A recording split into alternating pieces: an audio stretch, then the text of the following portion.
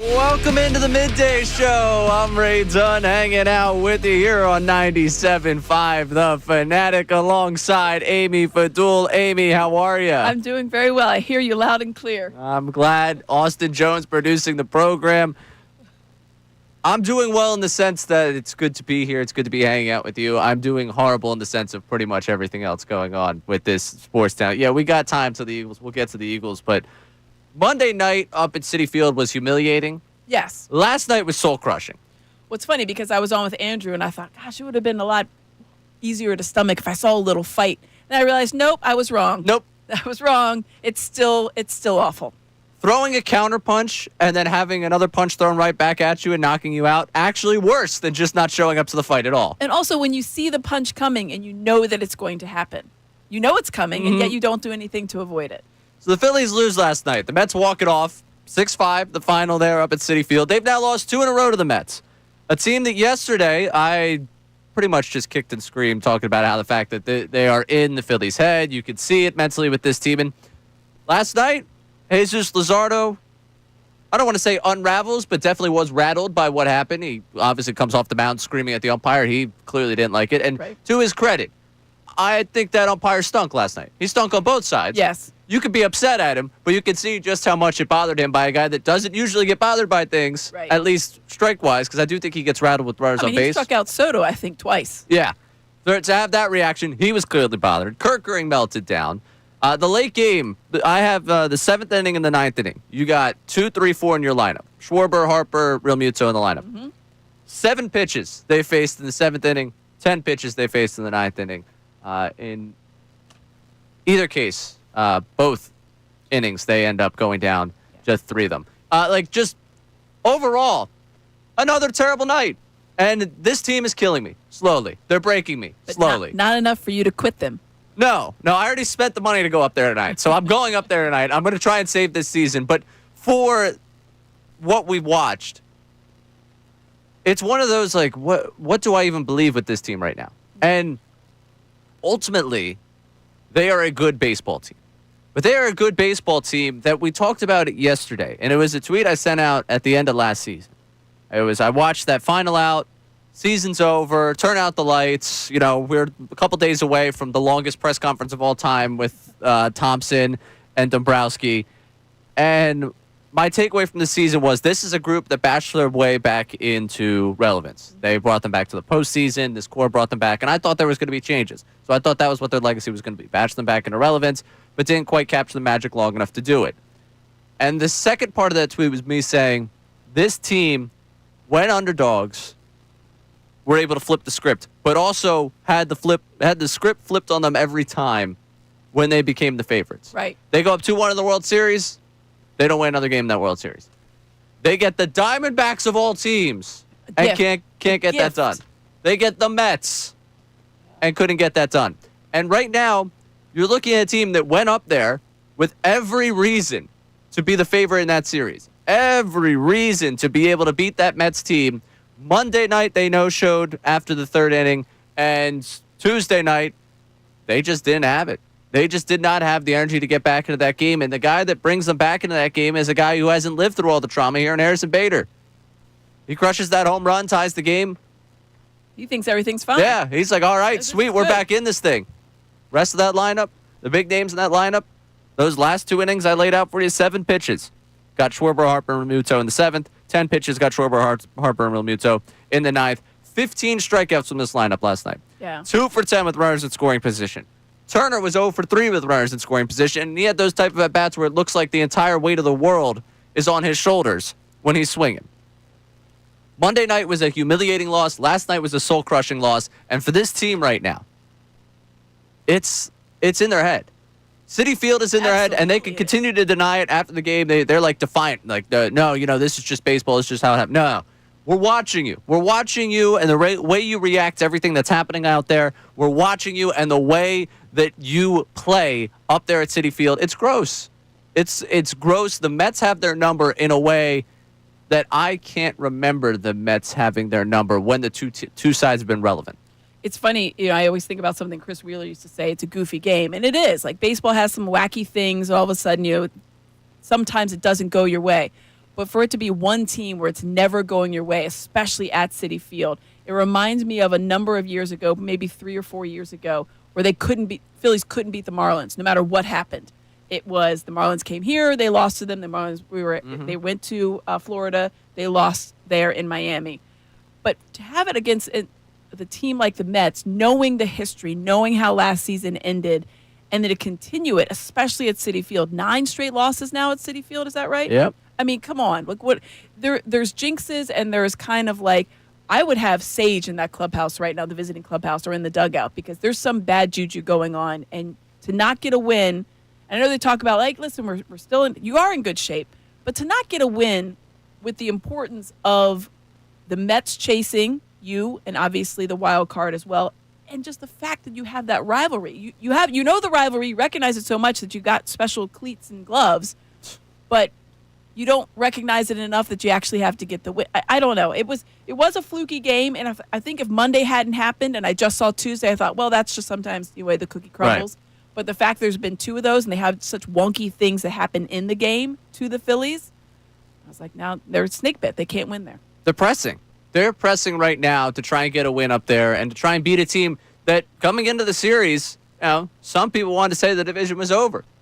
I was waiting to see how this series went. No. Clearly, I can't declare anything. If they took 2 or 3 up in New York, I was ready to say, guess what? You've got a 7-game lead. You're in or what, at that point, it'd be 8. Been, yeah. Yeah, you have an 8-game lead. You only have 4 left against them. I'm ready to call it. Tonight, I could be driving home from Citi Field. They're only up 4 games with 4 still left to play against this team. They have been atrocious up there, and there have been plenty of reasons on the field for us to be upset about the way they've played up there. But for me, it's so much more the mentality. It's so much more just the way you see them wear it, where you know it's wearing on them. Mm-hmm. You know they're thinking about it. And after the game, they'll tell you, no, it's just a building. No, it's just a game. It's just a game. I don't know how to fix it for this group. I really don't. I don't know how to fix it for this Mets team. And they point out today on the morning show, they won 5 series in a row after they lost 3 straight up at Citi Field earlier this year. It doesn't take away from who they are as a team, but it takes away at least from what I'm going to think about them in the postseason if they can't manage being the favorite. If they can't manage going somewhere and, again, walking in there as the better team, it's kind of the sum of all your fears coming out at the end of August with the team that you, for most of the summer, we've complained, we've nitpicked, but overall was 20 games over 500 coming into this. First place, you're thinking it does take some of the shine off of it because you think about it's hard not to, kind of extrapolate this conundrum that is losing in Citi Field and the epic ways that they've done it, whether it's getting blown out or these wonky ways that we saw last night, whether it's getting squeezed, some of the missed plays, the odd throws that players are coming up with, or the non-throws in certain cases. But then you're thinking, it's hard not to then push that to October because when the stakes are highest, you would think the Mets game is a high priority game. And I know these guys always say it's one game at a time. It's not always one game at a time. There are games that you take a little bit more serious. Whether they acknowledge them or not, that's just the way that it is. You recognize the rivalry. You know it's a team that's chasing you in the standings, that you only had now, a 5-game lead. You started with a 7. And then you're hoping to keep it at that, but then you've got 4 more against them. So it's a higher leverage game, and you never have more higher leverage games than in October. And so it's hard not to equate the two, or at least think about it. And it just shows you how far they haven't come. Yeah. Really. Because you're sitting there and you're watching them lose 2 games at Citi Field, and you say, when was the last time? Oh, I saw that in April. Before that, the last time I saw that was last October. Yep. And it's just like, all right, you can do all you want. You could go get an incredible closer that we'll talk about the struggles that he had last night. You could go get a new center fielder and try and rearrange your outfield. You can go acquire a new starting pitcher who has an incredible start to the season, but last night doesn't get you through 5. There are so many ways you could try and reshuffle the deck here, and you're still ending up with the same results that you were last year. It's the idea that little has changed with this group, with the way they play up at Citi Field. And the coward in you is just going to be a Reds fan for the rest of the season and hope the Mets get themselves run out of the postseason. Exactly. But what does it show you about this group that they're not able to mentally get past a team that was 13 games under 500 in their last 61. They were 24-37 after they went up. Their highest total above 500 was 21 games. Since that point in June, they were 24-37 coming into the series. Yeah, they've been leaking serious oil. And you've been outclassed left and right by them in the first 2 games of this series. It's unbelievable. Coming up, we're going to get into the finer points of last night's game. There pitching, are finer points? Yes. The pitching concerns that come out of last night's game, whether it be someone out of the bullpen, whether it be the starting pitcher, whether it be the closer. What can we make of the fiasco up there at Citi Field? And towards the bottom of the hour, I have a hypothetical for you. That if I could guarantee you wouldn't run into the Mets, what would you give up? Okay. I have something specific for people to give up. All right. Would they be willing to do so? That's coming up later on in the hour. She's Amy Fadul. I'm Ray Dunn. Take you through middays, 97.5 The Fanatic. Do you feel unfulfilled? Do your afternoons feel like groundhog?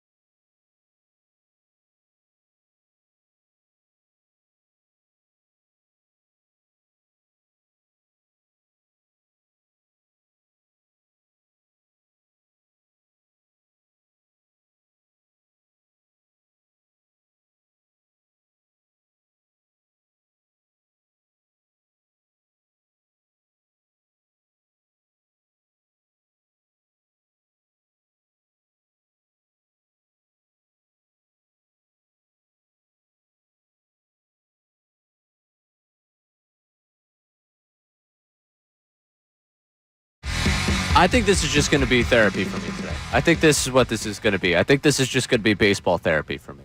I'm Ray Dunn, host of the Midday Show. A little bit of a slip there. Hey, Austin's producing the show today. Good to see you, Austin. Ray, how you doing? Host of the Midday Show. Trying to kick me out already. Hosting.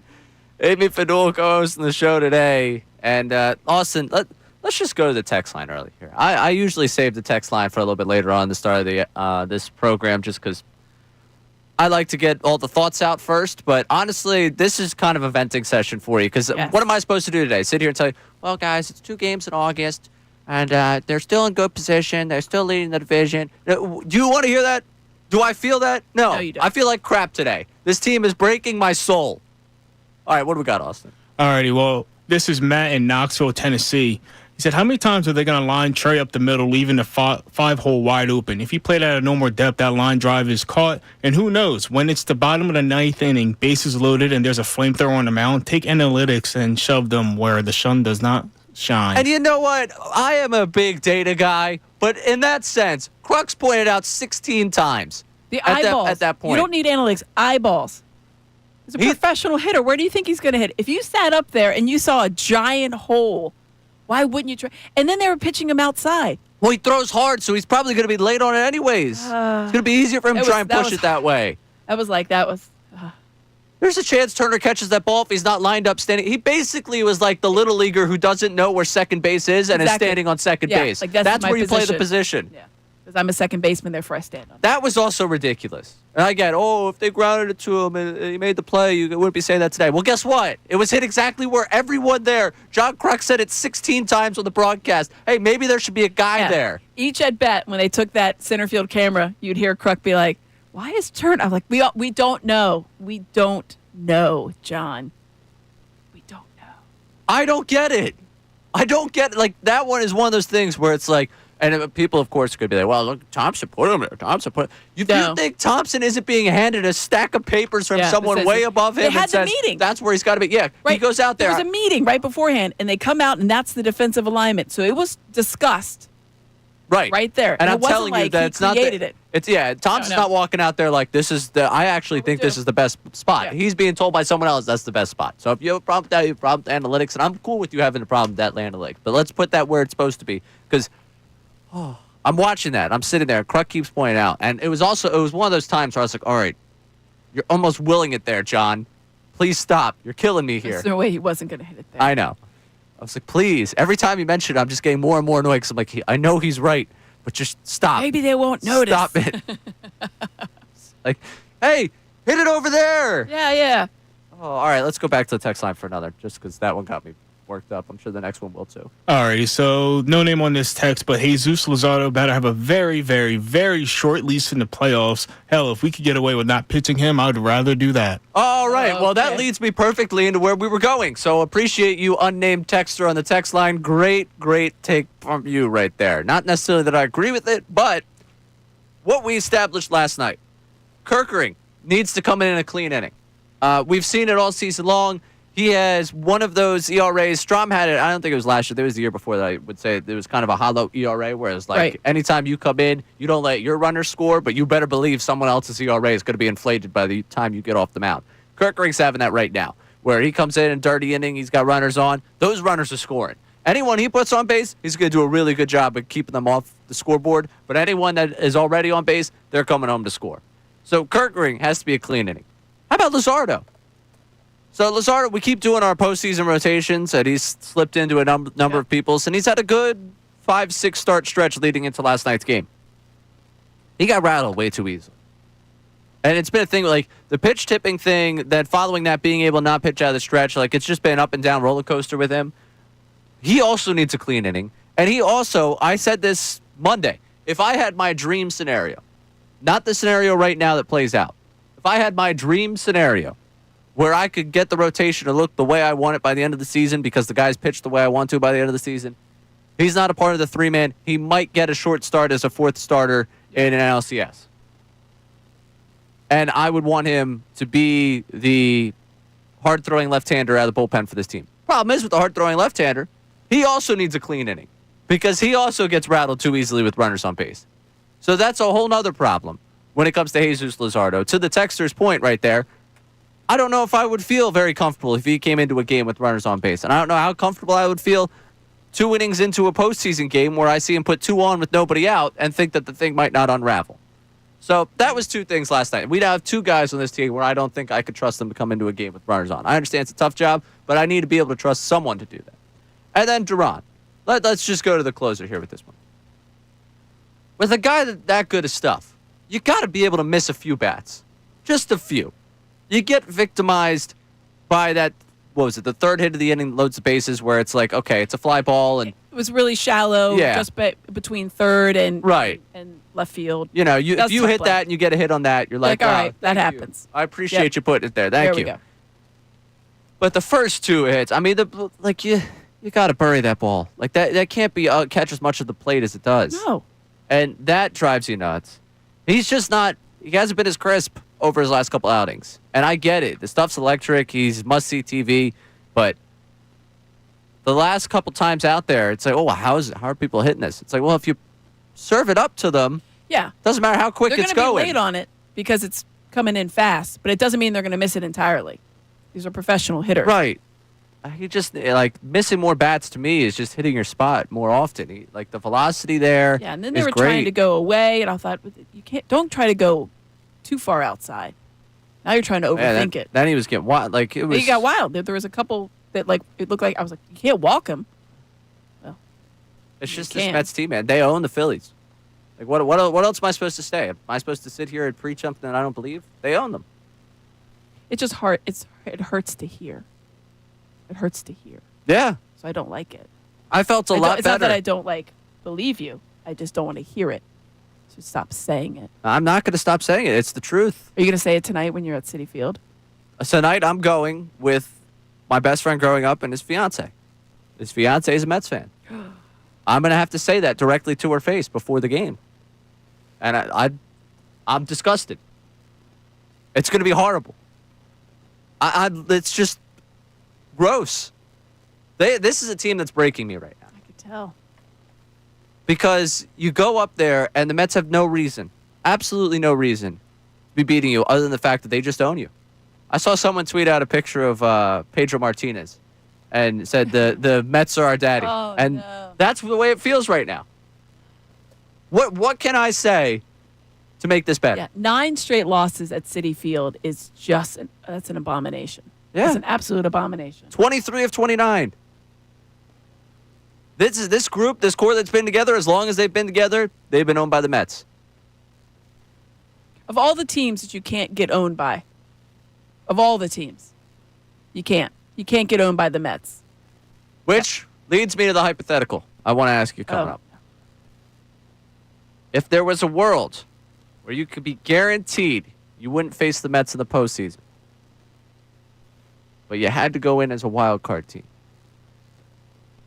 would you take that reality? Save your answer to that. We'll get to it coming up next. She's Amy Fadul. I'm Ray Dunn. You're on Middays, 97.5 The Fanatic. Now on 97.5 The Fanatic Sports Update. I'm Austin Jones with your Fanatic Sports Update. The losing streak in Queens, New York continues as the Phillies fell to the Mets last night 6-5 in extra innings and lost the series to the Mets. This is their 9th straight loss up in Queens. They still hold a lead in the NL East at 5 games. Taijuan Walker will be tasked to try to right the ship tonight as first pitch is set for 7:10. Yesterday, NFL rosters needed to be cut down to the 53-man roster. Some spots that were not eligible for some players were Eli Ricks, Anais Smith, and Kyle McCord, who were all released. A couple underdogs that made the team were wide receiver Darius Cooper and D-tackle Gabe Hall, both of whom entered the NFL undrafted. With that being said, the Eagles can still make some noise. Adam Schefter from ESPN joined Kincade on Salciunas this morning and said that the Eagles have the assets to make a move if they would like. What I would say going forward for this week and next week is I think they have 13 picks. They have the flexibility to do what they want. If there's somebody that they really want to pursue and go after, they can because they have the ammunition to go do that. This update is brought to you by Rapid Radios. Rapid Radios are instant push-to-talk walkie-talkies with national-wide LTE coverage. For a limited time, get 60% off and free UPS shipping at rapidradios.com. Use code RADIO for an extra 5% off. I'm Austin Jones, and your home of the best birds coverage, 97.5 The Fanatic and 97.5thefanatic.com. Eagles General Manager.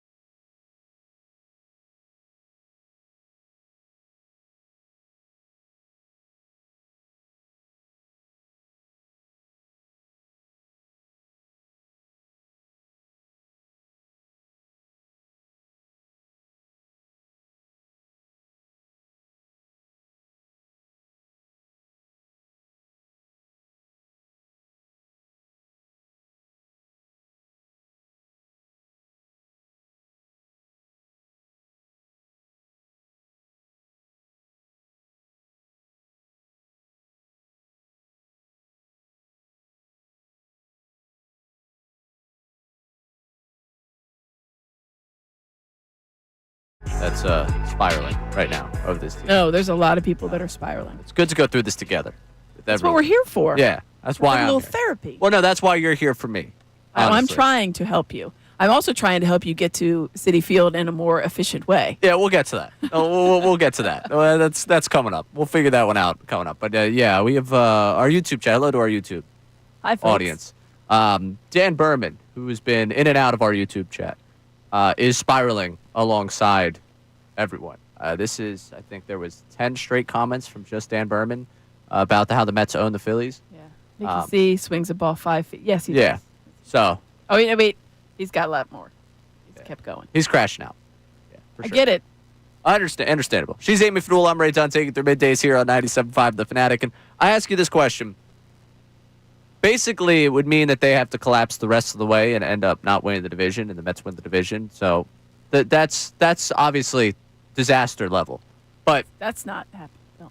let's put it this way. The Mets make their way up to 5, and the Phillies drop to 3. They still win the division. Okay.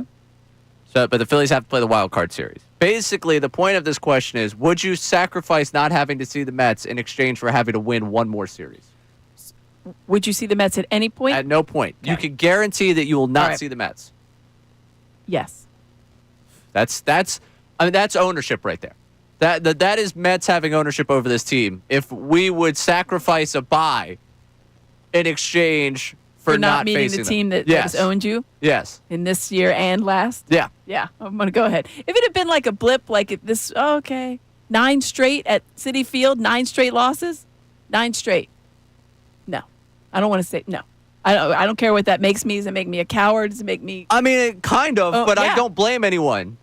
I get it. It does, but I'd rather. I don't. No. I'm all good. I'm all good on the Mets.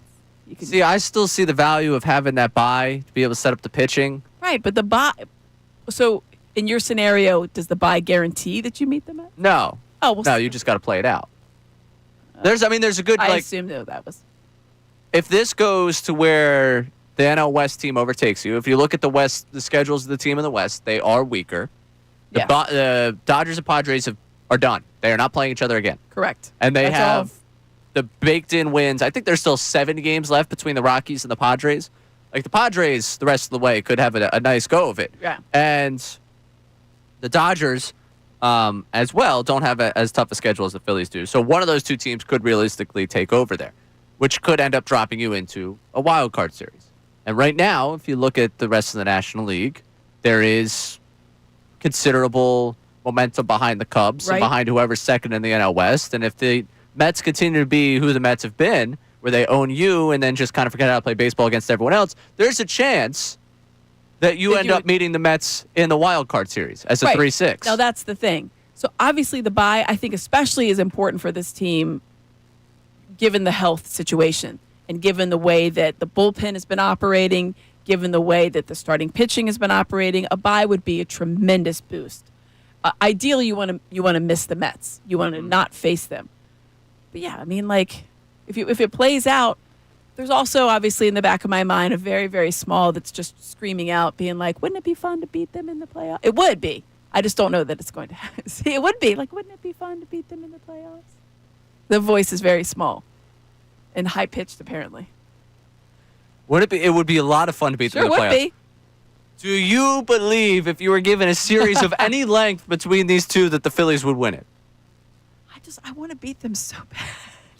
And it would be so sweet to beat them in the postseason. But no, given the evidence that has been presented to me, Your Honor, no, I cannot find them innocent. Amy, are we just the Braves? No, stop it. Why would you put that out? Well, listen, if it's the Braves as far as like working the farm system and like having like Nope, not in that way. Okay, In the way and in that they're going to win the division and then just nothing happens. and then lose to an NL East team in the postseason. Yeah, it was. I think I had that thought the other day. I think I was on with you, and I was like, are we the Braves? Are we like meaning that the Braves can't beat the Phillies, and therefore the Phillies can't beat the Mets? Yeah.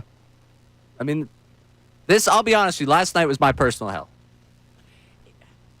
I can tell you that it's only going to get worse if I go up there tonight and they It's lose. not going to happen. They will win tonight. It is a must win. They will win tonight. They got me in such a bad way here. In such They a will bad win way. tonight. So you would like to guarantee not facing the Mets? I would. If there's a possibility that you could avoid them completely. You would Yes. sacrifice the bye for it. I mean, it's a tough call because the bye is very important, especially to this team, given the way that they are operating right now. I think it's key. But more important not But to more beat the Mets. important, I think so. And also maybe there's something to be said for getting on a roll and you kind of like steamroll everything through and there's no bye. So yeah, I would sacrifice the bye. I like the momentum. I can't sacrifice the I'm bye. gonna sell myself on it. I'm talking myself into it. As broken as I am about playing the Mets, I would rather be faced with the Mets after you have the bye than much like last season. It's a PTSD for me, but I would much rather be able to set it up. Even though my pitching right now, I don't know necessarily what I have at the top of that rotation behind Sanchez. I'd rather be able to set that up. I would rather force them to have to win a series. We were so close. You know, we were so darn close to the Brewers just ending all that fun for them last year. Oh, wouldn't that? Oh, yeah. So close. No one was cheering harder for the Brewers than the Philadelphia area. I could tell you where I was when the Mets won that series. Both, actually. Yeah. Both. When the Mets beat the Phillies and when the Mets beat the Brewers. I know I could go right back to where I was. That's all right. But don't go to that. That's a dark place. I'm already there. It's a dark place. Come out of it. Welcome to the light. I'm already there. All right, let's get some reaction here from the people. So that we're not the only two broken people talking about this. Let's go to our resident truck driver, Reggie, who's out on the road. Reggie, you're on 97.5 The Fanatic. Good morning, Ray. Good morning, Amy. How are you? Morning, Reggie. All right. Rolling through, now I'm rolling through Grants, New Mexico, and they have some ice caves. One of these days I'm going to go visit. But earlier, Ray, when you said you were going to go through the finer points of last night's game, and Amy asked, are there finer points? I had the same question. Now, you're going up to the game tonight. This is way out in left field, as they would call it. Maybe if Rob Thompson stays at his desk in his office and you talk to the team, that's a different voice, and you can hit on some things. 'Cause they have to be... The difference between a message I would drive home and the message that Rob Thompson is driving home right now, I might end up stuffed in a locker in the clubhouse. I would not be against them turning against me. That might be the spark plug that lights the fire to keep it going through the rest of the season. So yesterday it was 15 strikeouts. Earlier in the season, I believe in April, was it also against the Mets when they had 19 strikeouts? Or was that a different thing? You're testing my memory on this one, but I know exactly what you're talking about, I don't Reggie. think it was the Mets. It was, oh man, what? I feel like we talked about that game. Was that early on against the Nationals? That might be right. I know Mackenzie Gore got them on opening day for what felt like a trillion strikeouts, pretty much. It wasn't, but it felt that way. It was a real feel fact on that one, where it was like 20-something strikeouts. I want to go back to that opening day game. The Nationals might be right, but... They struck out 19 times on opening day against the Nationals. There you go. That's what it was. Yes. Because I remember we were like, oh, is this guy Cy Young? Cool. Yeah, Mackenzie Gore had 13. Big day for my fantasy team that day for Mackenzie Gore. But team fell apart just like Mackenzie Gore did in the second half. So, that fits. yeah, that's my life right now when it comes to baseball. Everything's just falling apart. I just... That's also, finer points if we want to make the joke on that. Striking out 15 times last night. And some of them... All right, so there was like an at-bat with Weston Wilson. It was at least a productive at-bat.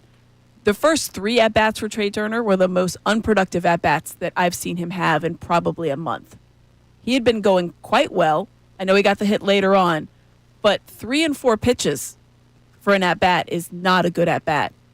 Especially at one point, I think Sosa was on second. Was it Sosa? Somebody was on second. Yeah. I can't remember who it was. I think it was Sosa.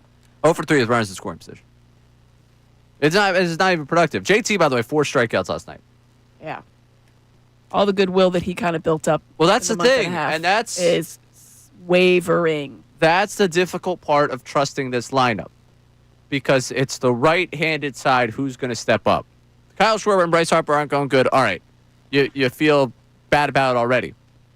But like, if the only guy that's got big game ability from the right side of the plate is Edmundo Sosa, And that's then, it. What type of world are we living in here? Because you're looking at Mania and the way that he has completely changed his pitching motion. Bizarre world. Doing like the Chris Sale thing coming across. Ugh. I get it. But I get why you go right-handed heavy, because it is problematic for left-handed pitchers, that weird arm slot that's coming out. But you're telling me what I watched from Nick Castellanos, that Brandon Marsh couldn't have done that? I don't. Sometimes I feel like you just have to go with people that are hitting better, no matter what the silly analytics tell you. That's not even analytics. That's just like straight up like batting average. But yeah. I don't get it. I don't get it. All right, I'm curious for people out there. As I posed the hypothetical for you, if you could be guaranteed you wouldn't face the Mets, would you sacrifice the bye? It's basically, would you want to win one more series if it meant you didn't have to deal with the series that I think most people fear the most? I'm curious who people fear the most. I feel like the Mets right now would be the fever pitch of everything. The Padres, but that you're thinking, we won't face them. Yeah, the Brewers are the best team in baseball right now, and they're a week and a half from now. Which Andrew asked the question earlier. Maybe we can tease this out a little bit on the other side. I also want to just address that Howie Roseman did speak yesterday. Before with panic and the onslaught of just terror with our baseball team. There's joy coming in about a little over a week. I hope so. Don't stop it. You're in the dark place. I'm in Come the dark out place. Of the dark place. I can't. Join us. I'm here. in a tough spot. So we'll get to what Howie Roseman had to say about what they still have to do. But how we'll react post this Phillies series to anything the Phillies do well. She's Amy Fadul. I'm Ray Dunn. This is Middays, 97.5 The Fanatic. Philly fans, you are the best sports fans in.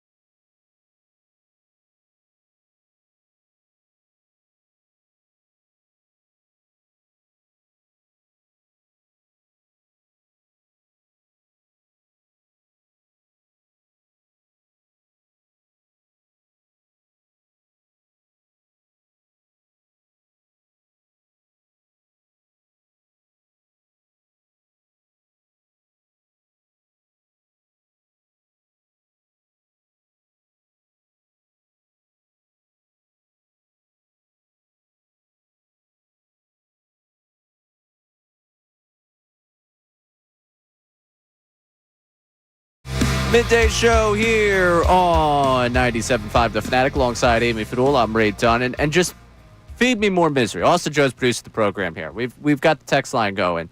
You can hop into the show 610-632-0975. Today is a day I've sat in Austin's chair a number of times where the host just kind of goes, like, hey, like, today's the day where I just kind of want to complain with you guys because I feel like that's the tone of the day today. I could name about 25 different things from last night's game or just this week of baseball, the 2 games you've seen, which feels like a decade that I've aged watching this baseball team in the last 2 nights. Like, today is more of a day about, like, just vent to me because I'm going to vent to you consistently, and if I don't at some point switch gears to talk about the Eagles for a second, I might not feel joy until 2 o'clock. Well, that's a lie. Yeah. Because you got traffic that you're going to have to take on later today. That's a good point. I might not feel joy again till tomorrow. So I'm trying to help you with your transportation. Amy, you got to understand, I'm a stubborn guy. But let's get a few texts, then we'll explain the problem there. Alrighty, so this is Sean from Sentiments, and bear with me because my boy had to vent here.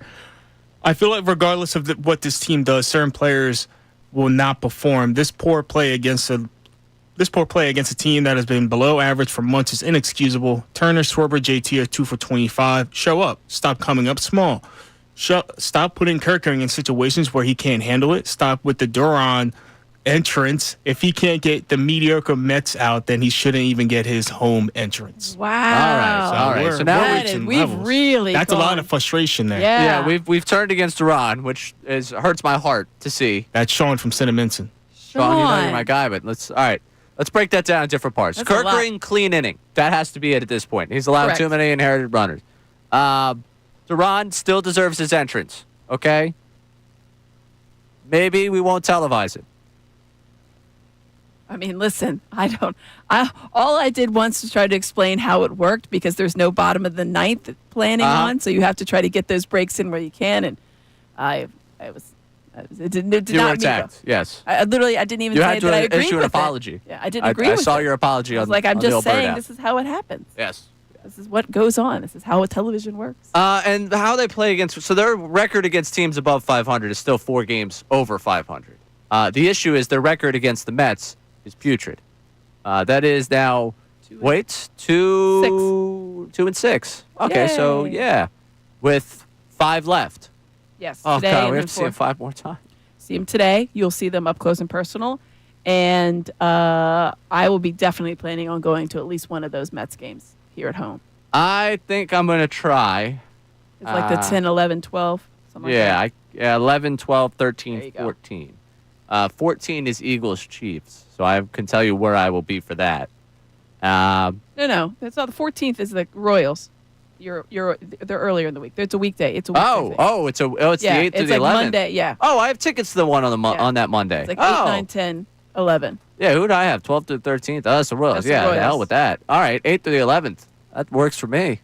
I had them as a 4-game weekend set instead of the 4-game weekday set. No, it's weekday. Oh, Phillies Mets. I'll be there for that on the 8th. Great. Oh God, my life is just torture. This is just torture. Give me one more misery text while we're at it. Alrighty, so this is Norm from Mayfair. Sanchez beats up a trash can. Luzardo gets ejected. Maybe Taiwan Walker will punch Mr. Met tonight. Ooh. I mean, Don't hate it. yeah, I would never condone violence. However, I mean, there's a lot of cushion there. Yeah, it's not like it's the Fanatic where there's, obviously he's real and from the Galapagos Islands, but the Mr. Met is just a big round stupid ball. Can we check with the back offices here if I would still have a job if I got in a fight with Mr. Met tonight? Why don't you sit on the big apple that they launch up out there and see if you can get that thing to stop rising? And make sure those microphones are out of center field too. Oh, if there's another parabolic mic, we will find it. Don't you worry. Won't find, the outfield when we're trying to get a hit, but we will find the parabolic mic. If I don't show up to this show tomorrow, I got into a fight with Mr. Met. I'll bail you out. I think I might be going up to New York looking for. Perfect. Well, don't lose my number. And Bill Colarulo is a lawyer. So. Yes, that's a good point. I also have a mutual agreement with Dylan McKinnon here. We have a bailout agreement. Oh, that's good. That Great. if either one of us ever got arrested, we'd bail the other out. I don't know why that agreement exists, but I do know that we have that agreement. Interesting. Okay, Yeah, just in case you're wondering. So we'll have a lot of people trying to bail me out if I get in a fight with Mr. Met. Now, you're trying to force me to take the train. I am. Please, enlighten the people on the thought process here. So driving in New York is exciting and not in a good way. It's It is a perfect grid, and I will give it that. But you're not going into New York. You're not going into Manhattan. You're going to Queens. True. Right. So you're driving from Philadelphia. Yes. You're driving all the way through. You're going through the Lincoln Tunnel. You're going into a different borough. I feel like you're setting yourself up for disaster. Okay. And a lot of frustration needlessly when you could take the lovely train, and there's many of them you could take, and you could sit there and you charge your phone, you could hang out, you could walk around, you could use the restroom, you could stretch your legs, and you go right in. It lets you right in there at 30th or 34th, right where Madison Square Garden is, and then you can get right on the subway and you go right to Citi Field. So I have taken the train into Penn Station It's lovely. a number of times. My issue is not so much with the train to Penn Station. It's the transfer from Penn Station to anywhere else. It's so easy. It's so easy. There's like one train. All right. So, it's literally called the 7. Like it's just there's a big giant number and it says Mets Citi Field. okay. All right. Queens. So you're talking me into this. I kind of need the support of the people here. And you don't have to go to 30th Street. If you want to take New Jersey Transit, which is a more affordable option for some, you can get to Hamilton, New Jersey, and you can take Been it to straight Hamilton from there. before. There you go. So you get go right straight there from Hamilton to the game. to right there. You go straight Right in to there. the game. All right. Well, we'll look up the schedule. We'll have to- Well, I mean, this might have to be something people follow along with all day. Well, then if we do it, But then if I don't make it back tomorrow, are you able to cover for me? absolutely. Okay. I will just talk about how. I'll just call you. Yeah. Yeah. I mean, I got it right here. I'm sure they don't change the routes, but I did this back in the end of June. This was from the game, so you just have to, flip it. But it was Times Square, 42nd Street, and then just take the 7 train over. This is 7. Yeah, and the another 7 train. As if I know what the 7 Well, train literally, is. it's got- Yeah, I it's a will say this. 7 train. I went up. I took the train up to when I went to the NBA draft up in Brooklyn, and the stop is right across from the Barclays. Brilliant stop. Love that. The best thing that I found, and that I wish SEPTA's got a lot going on. I know you do, but this could be something really kind of put in the back of your mind there, SEPTA. All you have to do is, if you have Apple Pay or whatever phone pay, Google whatever it is, you can just scan that, and that's how you get on the subway. You don't need a subway card. You don't need a ticket. This lovely lady came up, and she's like, "Oh, you're buying a ticket?" I was like, "Yeah, I need to get to the Barclays Center." And she goes, "Do you have Apple Pay?" And I said, "I do." And she goes, Am I allowed to just tap the? That's all I did. That's all I did. I tapped it. No, am I allowed to tap the credit card? Because that's how I do for Broad Street line. I used my phone. All right. Well, I didn't put it all on the phone, just in case Just in case what? I don't know. Someone sees my phone, like, oh, I imagine he's got Amy Fiddle's phone number. Then I'm gonna take it, like, just in case someone's like, look Yeah. at his Rolodex. I'm gonna steal his phone. Well, I would think it's the same principle. You can tap. Okay. Okay. Sounds good. I'd like to get some feedback here. Is it better for me to take the train on this? Or drive. Have you seen? I mean, it's just, I don't know. Or drive, yeah. I just want to know what people have done to get up to Citi Field. I drove before. I thought, all right, yeah, I'm in. Apparently not. So we'll figure that out. We have some people. Greg from Bethlehem has a silver lining for us for the Phillies, Thank which you. I'm intrigued to hear because it's been all doom and gloom, and I'm very curious for the people. Just continue to vent with us. 610-632-0975 because this team's broken me to my core consistently. She's Amy Fadul. I'm Ray Dunn. Taking through middays here on 97.5 The Fanatic. Now on 97.5 The Fanatic Sports Update. I'm Austin Jones with your Fanatic Sports Update. The losing streak in Queens, New York continues as the Phillies fell to the Mets last night 6-5 in extra innings and lost the series to the Mets. This is the 9th straight game that they lost up in New York. They still hold a lead in the NL East at 5 games. Taijuan Walker would be tasked to try to right the ship as first pitch is set for 7:10. Yesterday, NFL rosters needed to be cut down to the 53-man roster. Some Eagles that were let go were cornerback Eli Ricks, wide receiver Anais Smith, and 6th-round draft pick from this year's draft, Kyle McCord. A couple underdogs that made the team were wide receiver Darius Cooper and defensive tackle Gabe Hall, both of whom entered the NFL undrafted. With that being said, the Eagles can still make some moves. Adam Schefter from ESPN joined Kincade and Salciunas earlier this morning and said that the Eagles have the assets to make a trade if they would like to. What I would say going forward for this week and next week is I think they have 13 picks. They have the flexibility to do what they want. If there's somebody that they really want to pursue and go after, they can because they have the ammunition to go do that. This update's also brought to you by Rapid Radios. Rapid Radios are instant push-to-talk walkie-talkies with that nationwide LTE coverage. For a limited time, get 60% off and free UPS shipping at rapidradios.com. Use code RADIO for an extra 5% off. I'm Austin Jones, your home of the best birds coverage, 97.5 The Fanatic and 97.5thefanatic.com.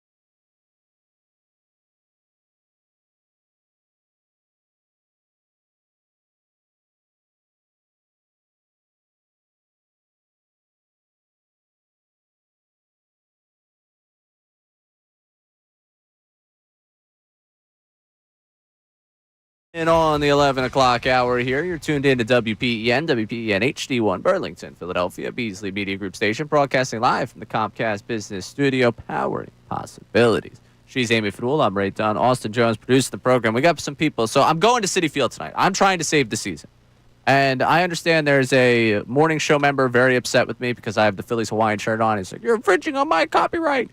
And really, it's not about the Hawaiian shirt. It's just about the fact that there's a few things I usually wear to a Phillies game. This happens to be one of them. Correct. I saw this in the closet today. I grabbed this. I have another, I have other Philly stuff I've already packed for my trip this weekend to Cincinnati because I plan on going to the Reds game and letting them know that Schwarber's not going to be there. Perfect. Well done by you. Yeah.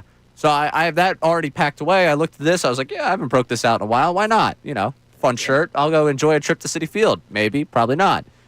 But it's become a point of contention between Amy and I of how I'm getting to Citi Field. She is not thrilled with my choice of driving transportation. I don't think Austin, you said we got some people chiming in on this one. Yeah, man. Some people are just flat out just saying that you're crazy. You're crazy for trying to drive up there.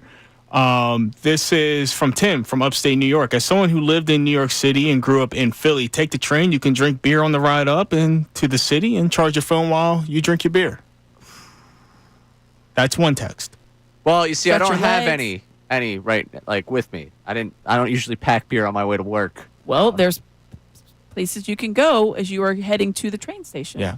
Or you stop down the street and stop at the old Acme. All right. Maybe I'll do that. Maybe I'll be that guy. I don't know. There's no judgment here. Brown paper On bag it. that. Yeah. Well, no, I mean, listen, I went also- to Temple. I took Broad Yeah. Street down to South Philly. I think I'm well aware of how to take care of that. Don't do that. You should not do that. Don't do that. Yeah, don't. It's not allowed on those trains. Don't do it. I'm well aware of the whole brown paper bag thing. I'm good on that one.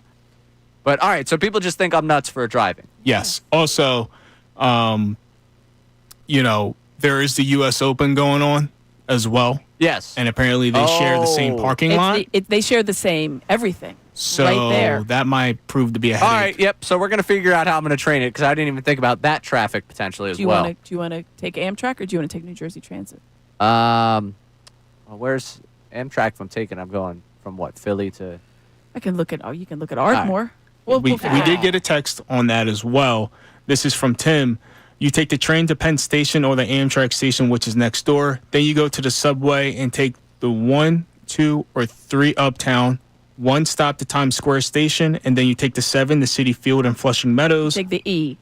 I was there yesterday, as he said. Oh, For the you took U.S. Open. So the red, that's the red. The 1, 2, or 3 is red. See, now you It's all guys the are like, same oh, line. it's so easy. But here's the 7, the 1, 2, 3, the red, the But E. it's the same line. What in the world am I doing? How Just am I remember- getting to this game? If you can navigate the system that is here, you can go. It's super easy. Yeah. You're going to know. take the 7. That's the one you're going to take. Yeah, but you got to get to the 7. Right. What is the 7? That's what their train is. That's like on their shirts. That was like, remember they had the big mascot because they wanted to start doing, the Mets wanted to start doing the mascot races, and so that was one of the things. The 7. was like Obviously, literally like a everyone's subway been to the train. 7. All right, you know what? I'm taking the train because if I get lost and I don't come back, I think it's an excuse day off of work. Because we talked you into it. Scott, you hear this? All right, it's Amy and Austin's fault. And what? Tim was the texter. That was Tim, yes. Tim's fault as Tim well. was just there. Tim was just there. All right, let's go back to the phone lines here because we're getting lost in my own problems, and Yes. this baseball team has enough problems. Someone that has kind of been eerie in the way that I've talked to him recently is our pal Ish in Levittown. Ish, you're on 97.5 The Fanatic. Hey guys, how are you? Good, Ish. What do you got for us? Hey, with the Mets loss, I just feel like it's coming back on, and I agree with Andrew. Like, this team has to be hot in order for it to succeed. And with the platoon, it was working at first, but I don't know. I think, to tell you the truth, this season's got me down. I don't know what's going on. I'm sick. I can't really breathe. It's just too much. It's too much to take in. So they've broken you. Yeah, they broken me. Oh, Jesus. And it'd be crazy if they lose. I have a question. If they lose the lead they have on the championship, would it be a disappointment if they made it as a wild card team? Oh, at this point, if they don't win the division, we will have a month of September that we will lose our collective minds, Ish. I don't think that there is a world in which we will not be on here complaining every single day, yelling about what a disaster it was if they don't win the division. Yeah, so they go against the Mets in another 2 weeks, right? Yeah, they got them at home middle of September. 8, 9, 10, 11, 12. So they got them in the 9, next 10, 11. a couple weeks from now. And Ish points out there, would it be a disappointment if they didn't win the division? Absolutely. The only reason you don't call a division race as early as right now is because there's a reason why we all feel as hot and cold as we do about this team. Right. They have that ability. Like, the Mets have as many 7-game losing streaks as they have 7-game winning streaks. This is a Mets team that has been hot and cold in the same way the Phillies have. They just have gone through a malaise in which they've looked like a disaster. They look like a non-playoff team. Yeah. But they have, again, been able to turn it on at times. They look like one against the Phillies. Yeah. They were 20 above 500. And then they sunk it. Then they sunk. And now they look like they found life. I said this yesterday to Robin, producing the show, and I said, if I was the video yearbook scriptwriter for the Mets, Monday night felt like a turning point. We're like, we finally start having fun again. Yes. We kicked the crap out of the Phillies. And that then led to this. And then the next night, the Phillies punched back, and we found our response, and we found our groove the rest of the way. I don't want to watch that video. Yeah, but you feel it. Like if you want to script it like a movie, this is the turning point for the Mets, and for the Phillies, it's a major inflection point. It's not over, but it's like last night. I have to say, and 11 o'clock hour here. We're processing our emotions. We're all very disappointed. Before we get to the silver lining from Greg, I will say this. The Bader home run last night was like, there's a little bit of fight left there. That's what you needed and to see. that's what made last night so soul-crushing, because it's like you just didn't have enough fight. You needed to see the fight after the 13-3 loss, because you saw no fight in the first game on Monday. So when you saw the Bader home run, you saw people getting walks. Yep. And all right, now we're in the 6th and 7th inning. You see walks. You saw at least somewhat productive at-bats from people.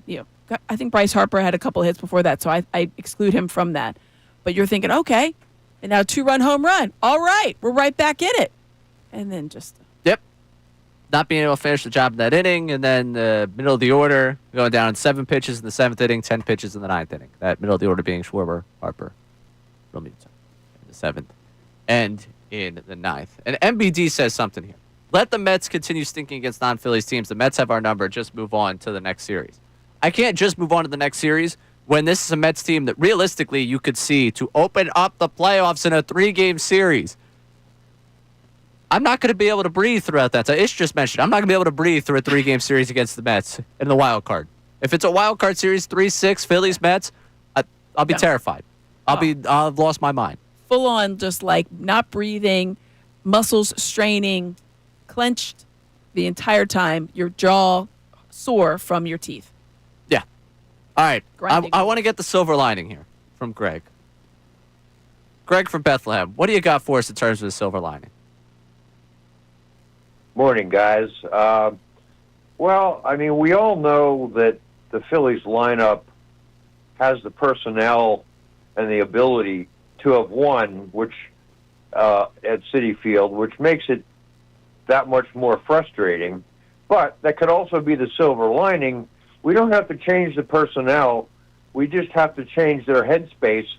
And, they need to Rob needs to find a spiritual advisor to get them straight, because, you can't change the personnel, but you don't really need to. You just need to change their headspace. So, sports psychologist. Yeah, I mean, I guess if you want to call that if you want to call that a silver lining, I guess in this point of the season, given the fact you're past the trade deadline, it just by nature is easier to fix the headspace than personnel. I'll be honest with you, neither one sound very easy to fix. Yeah. No. Well, it's easier than the impossible, which is changing the personnel. That's what I mean. So by default, it's easier. But the headspace of this team, you've watched the last 2 nights. Does it feel like a team that's just playing too tight as a group, making too many mistakes? It does. Oh. So how do you think they go about fixing that? Well, I think, like I said, they need to have more. I'm going to call it headspace. I don't know, psychological counseling that could be done quickly, and or maybe get, like Amy said, get somebody in there to burn some sage and change the juju. But all of that is easier than doing something that's impossible, which is changing the personnel. Right. So that's all I'm saying. I gotcha, Greg, and I get what you're saying. But the issue for me, the change of the personnel is impossible. What you saw yesterday, which, by the way, load of crap on the whole Romano thing. All right, let him stick around, whatever. He's not pitching for them right now, but, the right middle finger inflammation also sets itself up for a million jokes. It was, when they said it was the finger inflammation, the joke was like, I wonder which, and then it was, stop it. Yeah. You can't say the middle finger. Because that's on a T. Yeah. That's on a T. It is on a T. A joke I saw a million times on social media yesterday. How could you not make it? I know.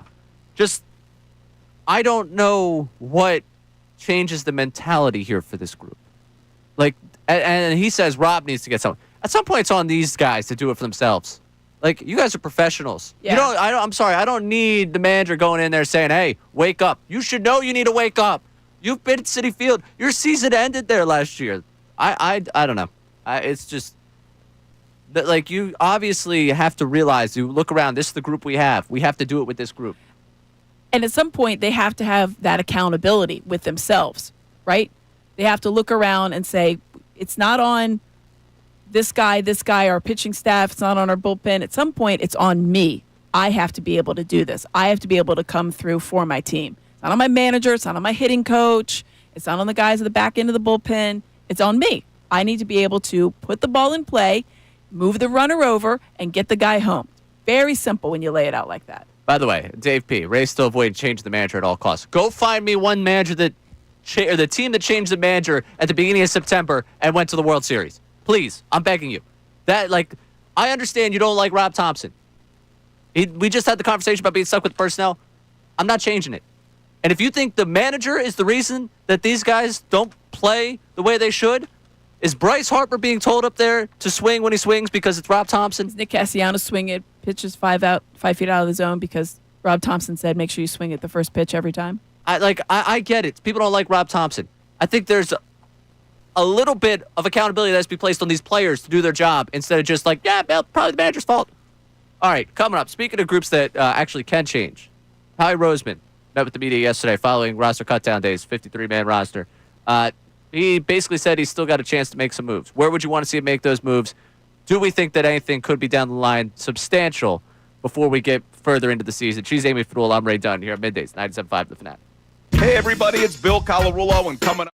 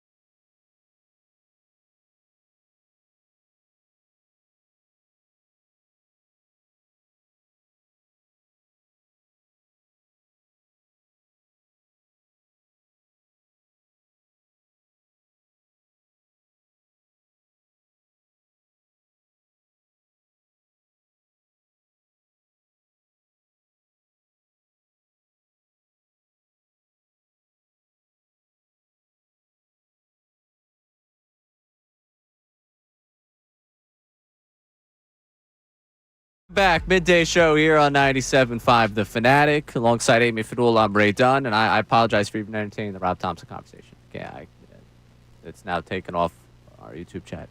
It's the end of August. They're not changing the manager. Like, if you say that your answer and you're solution-oriented, that's not a solution. When they that's swept actually the Mariners and they won the previous series against Nats. Did you want to fire Rob Thompson? I mean, then? I'm sure some people did. They probably did. Some people wanted to fire him. Right. I just if we're supposed to be solutions oriented here, that's not a realistic solution that they're going to pursue. And So also, that's not a solution that we're I feel like we should even. I saw some, maybe it was on the YouTube chat, but there was definitely someone who was like, well, that would light a fire under the players. No, I think it would be the opposite. The only one that's going to play a little bit looser, Castellanos gets his playing time back. Exactly. Woo! Hey, nice sliding catch last night. Metrics got nothing on that sliding catch. Good stuff. All right. Changes that might actually happen in Philadelphia sports. Let's look for something to the Eagles roster, 53 minutes. I got to say, what a boring cutdown day. You know, there was like one, they were like, that was it. Way to just really just bore me yesterday with that. And nothing, Anaya Smith, is that the most surprising thing that happens? Yeah. And they're without a long snapper? Like that's what's supposed to surprise me? Yeah, that's kind of lame. Anaya Smith, just because of the way that he also plays special teams. But no, I mean, that was the only kind of all right. That was it. I guess. Which I appreciate. I appreciate that they don't have, it means they've done a nice job with the players that they've brought in. They've done a nice job with developing the guys that they had high hopes for. Obviously, they had already jettisoned a couple of players that weren't working out. And so I think that was why it was also kind of anticlimactic. So Howie Roseman did speak with the media and basically threw out the idea of, hey, we got a lot of assets. We got a lot that we could still improve. We're in the Super Bowl window here. We're not done yet here. Take a listen to Howie. Yeah, I would say this. I would say we're not done here. We're not done. We'll see what happens in the next 24 hours. I think I said this the last time we spoke. We got a lot of picks here, and we're happy to use those picks in the draft. But I think for us, the early part of the season, September, we got to see what we have, and if we need something, I'll do whatever I can to help this football team and be aggressive. And Jeffrey gives me that opportunity to do that. And so, I don't think that we're done. I don't think this is necessarily, this is a work in progress. Not giving me the keys quite yet. Yeah, not yet. No, he's going to drive. But we're going to continue sitting together. But I think that's where we got to be. And I would say this, obviously last year was a great year, and throughout the year we're trying to improve the team, and I think that even after the trade deadline, you're sitting there and you're going, hey, is there anything else we can do? Is there things that we can continue to do? So I don't sit here, no matter what the year is, no matter what the time of the year is, and feel content with what we're doing, and just will continue to look for opportunities. And I promise when I leave here, I will go back upstairs and we will be looking for opportunities tonight, tomorrow, and we'll continue to look through them, every day here until we stop playing, and then we'll take a couple-day break, and then we'll keep looking for guys. Man, keep looking for guys. I like that. Yeah, if you're on the roster bubble, you're like, crap, I'm still going to keep renting. Yeah, but maybe I'll stay in this hotel room. Exactly. Yeah, before I find a place. Man, two guys could not be just happier to be sitting next to one other than Howie Roseman and Nick Sirianni. Right, they're just sitting up there. They're in the catbird seat. They're making jokes about, do I get the keys? No, I'm still driving. You can ride along. Oh, just best buds. They're the two best friends than anybody. It's like a high school movie, It's just like, we're just such great friends. We're going to go to college together. We're going to be friends for the rest of our lives. But listen to the two of them there. I think if we had to power rank the needs still here, I think everyone in this city is still uneasy at corner. I think would that be one? Yes, corner would definitely be one. Edge or safety for number two? Safety for number two for me.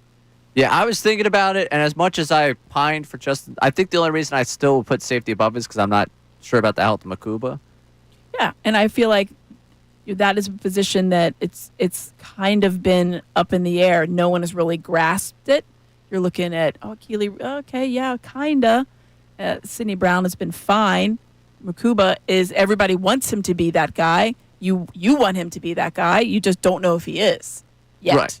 He has obviously had some health issues, and he's missed some time at camp too. So I do feel a week away. more certain, though, about what they have at safety if Makuba's healthy than anything I have in terms of edge depth, which for a little bit there, I was going through this, so I was trying to power rank it for myself. Listen to this. Corner's obviously number one. Still don't feel great there. For a second there, I was like, maybe edge would be second, but I think I'm still going with safety there just because I don't know the health of Makuba, and maybe I definitely fell in love a little bit in that second preseason game. Could tell. I did. And listen, that was like you manifested it, though, don't you think? And Andrew DeCecco also, has done a really good job of talking me into the whole Drew Makuba experience. He had a tough day, though, with E.J. Jenkins. I felt bad. Yeah. I should have texted him. Yeah. Maybe I still will. He tied, by the way, King of the Beat to the 53-man roster. 5 people tied. Yeah, I mean, that's across the beats. Pretty impressive. But also, So now they're naming practice squads, is what I understand. You have to kind of go to like a tiebreaker because it's a very anticlimactic camp cut. Yes. Like anyone that tried to go outside the box to try and earn themselves like you were not going to be rewarded. No, which was but tough. I appreciate that. No surprise that Andrew did well. He does well. Yeah, always of course. Yeah, he was always checking in on that. So I just again congratulate DeCecco on that one. But for the power ranking of the places, corner, safety, edge, yes, offensive line depth at that point. Yeah, I mean, now we're kind of really nitpicking. Right, because that's the beauty of where this team's at. Yeah. Linebacker, I feel great about. Am I worried about Tanner McKee's finger? So I don't think you have to be now with Sam Howell. Well, that was a concern. So we had a town hall yesterday. It was this Q&A out there at the Comcast Plaza. Great day for it. A lot of people came out. We were getting questions. And I just loved that the variety of questions were all basically just like, what about if Jalen, I was like, I love it. I love that we're at this point where we're really looking at the third string quarterback possibility having to come in as a backup. And we're looking at, are we completely secure against the offensive line? Or is it, what about the third cornerback? I love it. Yeah. This is where we're at. That's exactly. It's a great place to be. It's a wonderful place to be. It's also unusual. We're not used to having very this. uneasy. Yeah. Which also creates its own, All right, coming up, 11:30, the return of Rapid Fire with Fadul. Yes. I have 5 questions. Amy will have a minute to answer. Very original idea here, first of its kind type segment here. They've been talking about it for weeks, wondering when it was going to come back. Yes, a lot of people have been just totally heartbroken over the fact that this segment that was once sweeping the nation was gone for a week. But it's back. But it's back now. Rapid Fire with Fadul coming up at 11:30. She's Amy Fadul. I'm Ray Dunn, hanging out with you middays, 97.5 The Fanatic. Now on 97.5 The Fanatic Sports Update. I'm Austin Jones with your Fanatic Sports Update. The losing streak continues in New York as the Phillies fell to the Mets last night in extra innings and lost the series. This is their 9th straight loss in Queens. They still hold a NL East lead at 5 games. Tom Walker will be on the mound tonight, and first pitch is set for 7:10. Yesterday, NFL rosters needed to be cut down to the 53-man roster. Some Eagles that were let go were Eli Ricks, Anais Smith, and Kyle McCord. A couple of the underdogs that made the team were wide receiver Darius Cooper and defensive tackle Gabe Hall, both of whom entered the NFL undrafted. And with that being said, the Eagles can still make some moves. Adam Schefter from ESPN joined Kincade and Salciunas this morning and said the Eagles have the assets if they decide to do so. What I would say going forward for this week and next week is I think they have 13 picks. They have the flexibility to do what they want. If there's somebody that they really want to pursue and go after, they can because they have the ammunition to go do that. This update's also brought to you by Mattress Firm. Need better sleep? Upgrade to a premium mattress at Mattress Firm's Labor Day sale. The best sale of the year. They make sleep easy. I'm Austin Jones, your home of the best birds coverage, 97.5 The Fanatic and 97.5thefanatic.com.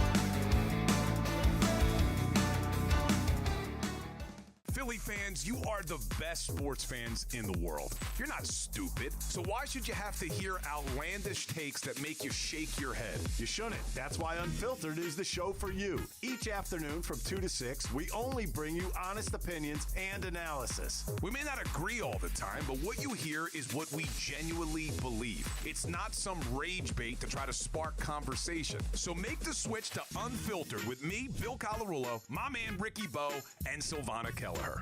Every weekday at 2 p.m. right here on 97.5 The Fanatic and 97.5thefanatic.com.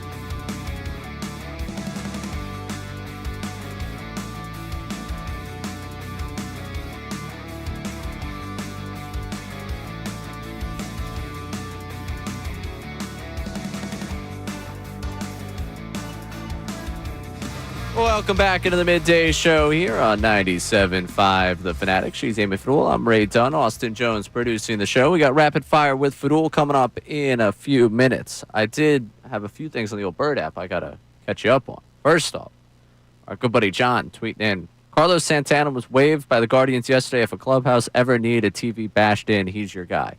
I don't hate the idea of bringing back Carlos Santana for a week just to bash some TVs, get the energy up, and tell him that, all right, thanks for showing up. Appreciate you. He's also moved to Phillies first baseman to the outfield before. So for all those that want to see Harper back in the outfield, bring back Santana. It worked once before.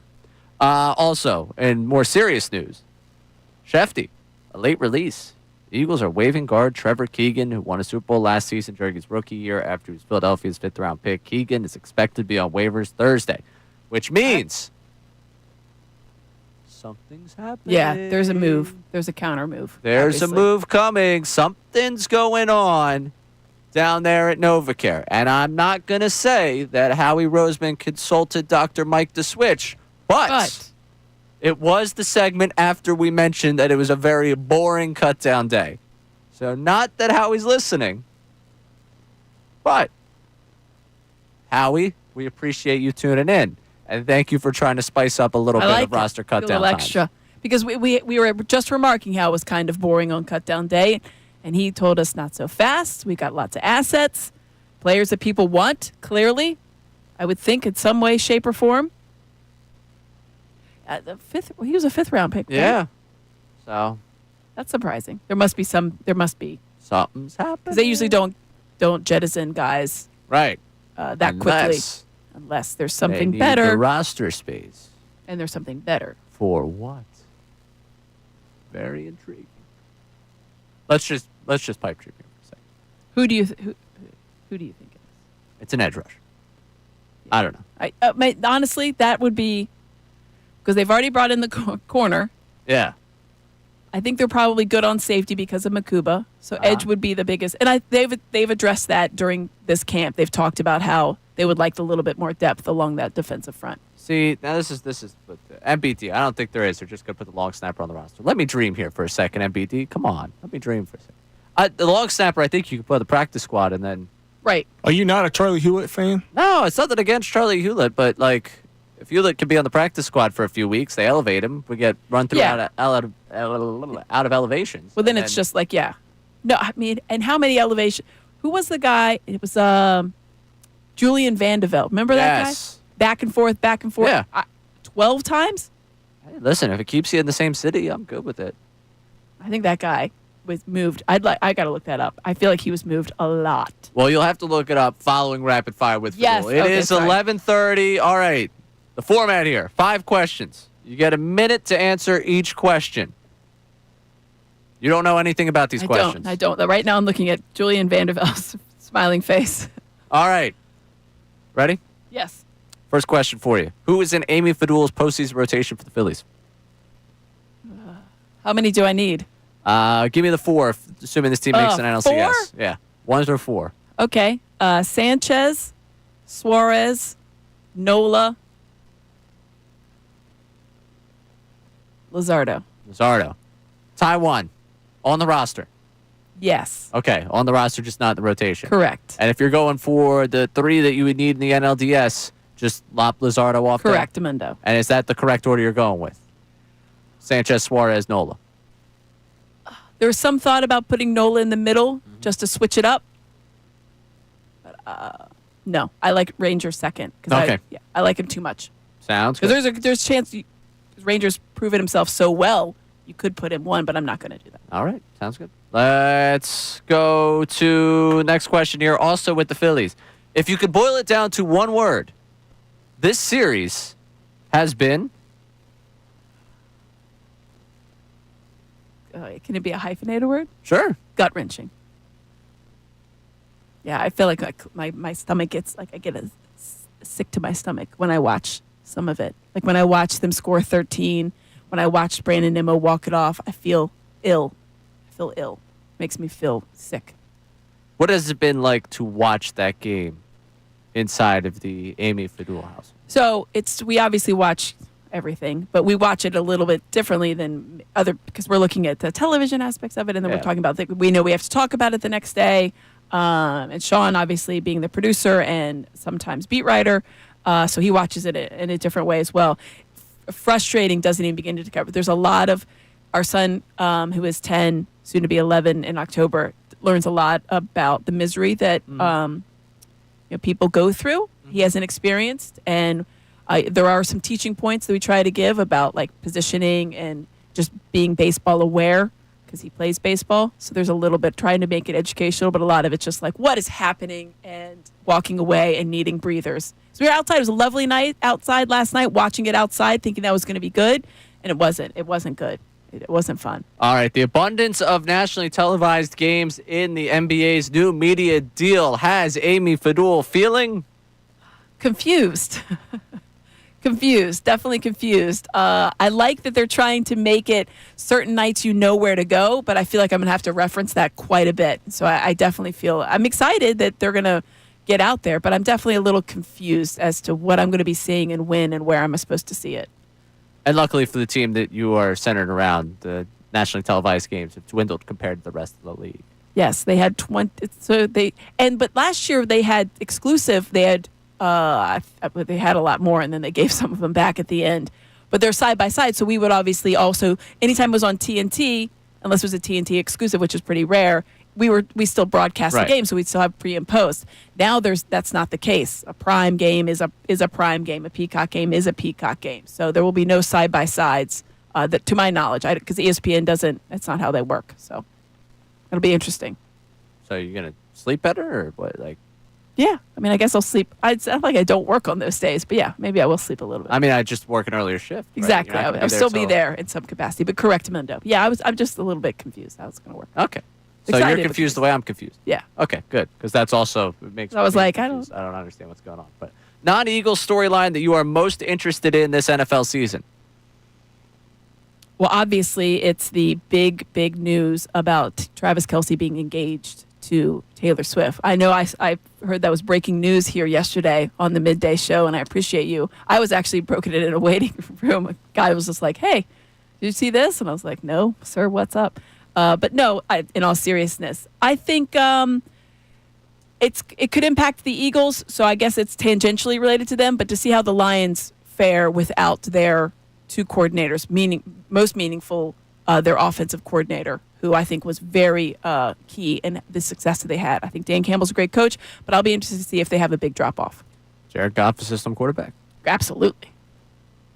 Not going to get a fight for me there. All right, non-Jalen Hurts, non-Saquon Barkley player that you are most excited to watch this season for the Birds? Devontae Smith. I'm always excited to watch Devontae Smith. I think he's one of the more, it's hard to say underrated because I think we do appreciate him here, but I think nationally he doesn't get the flowers that he should. And I really want him to have a big year. I want him to get to that level that he has the respect, like an A.J. Brown and a Jamar Chase. I want him to be that level because I think he can be. All right, that's Rapid Fire. Hey, I did it. With Amy Fadul. If you want to get in on one of the 5 questions we asked Amy, there, we'll run you through the recap of it. Who was in Amy Fadul's postseason rotation?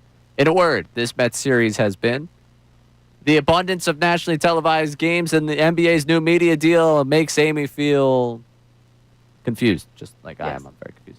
And the non-Eagles storyline that you're most interested in this season, the non-Hurts, non-Saquon Barkley player you're most excited to watch this season for the Birds. You want to get on those, you can, 610-632-0975. Last night's game, for a lot of reasons, was soul-crushing. We're going to get back to the Phillies coming up. But it ruined one man's moment that I was so excited happened. I was so excited who it happened against, and I was ready for a victory lap of all victory laps. Mm-hmm. Instead, I'm still broken. But we will celebrate that man's moment for about half a second because that's all he got to celebrate it. And just take a look back at what happened at the trade deadline that led to him being here. She's Amy Fadul. I'm Ray Dunn.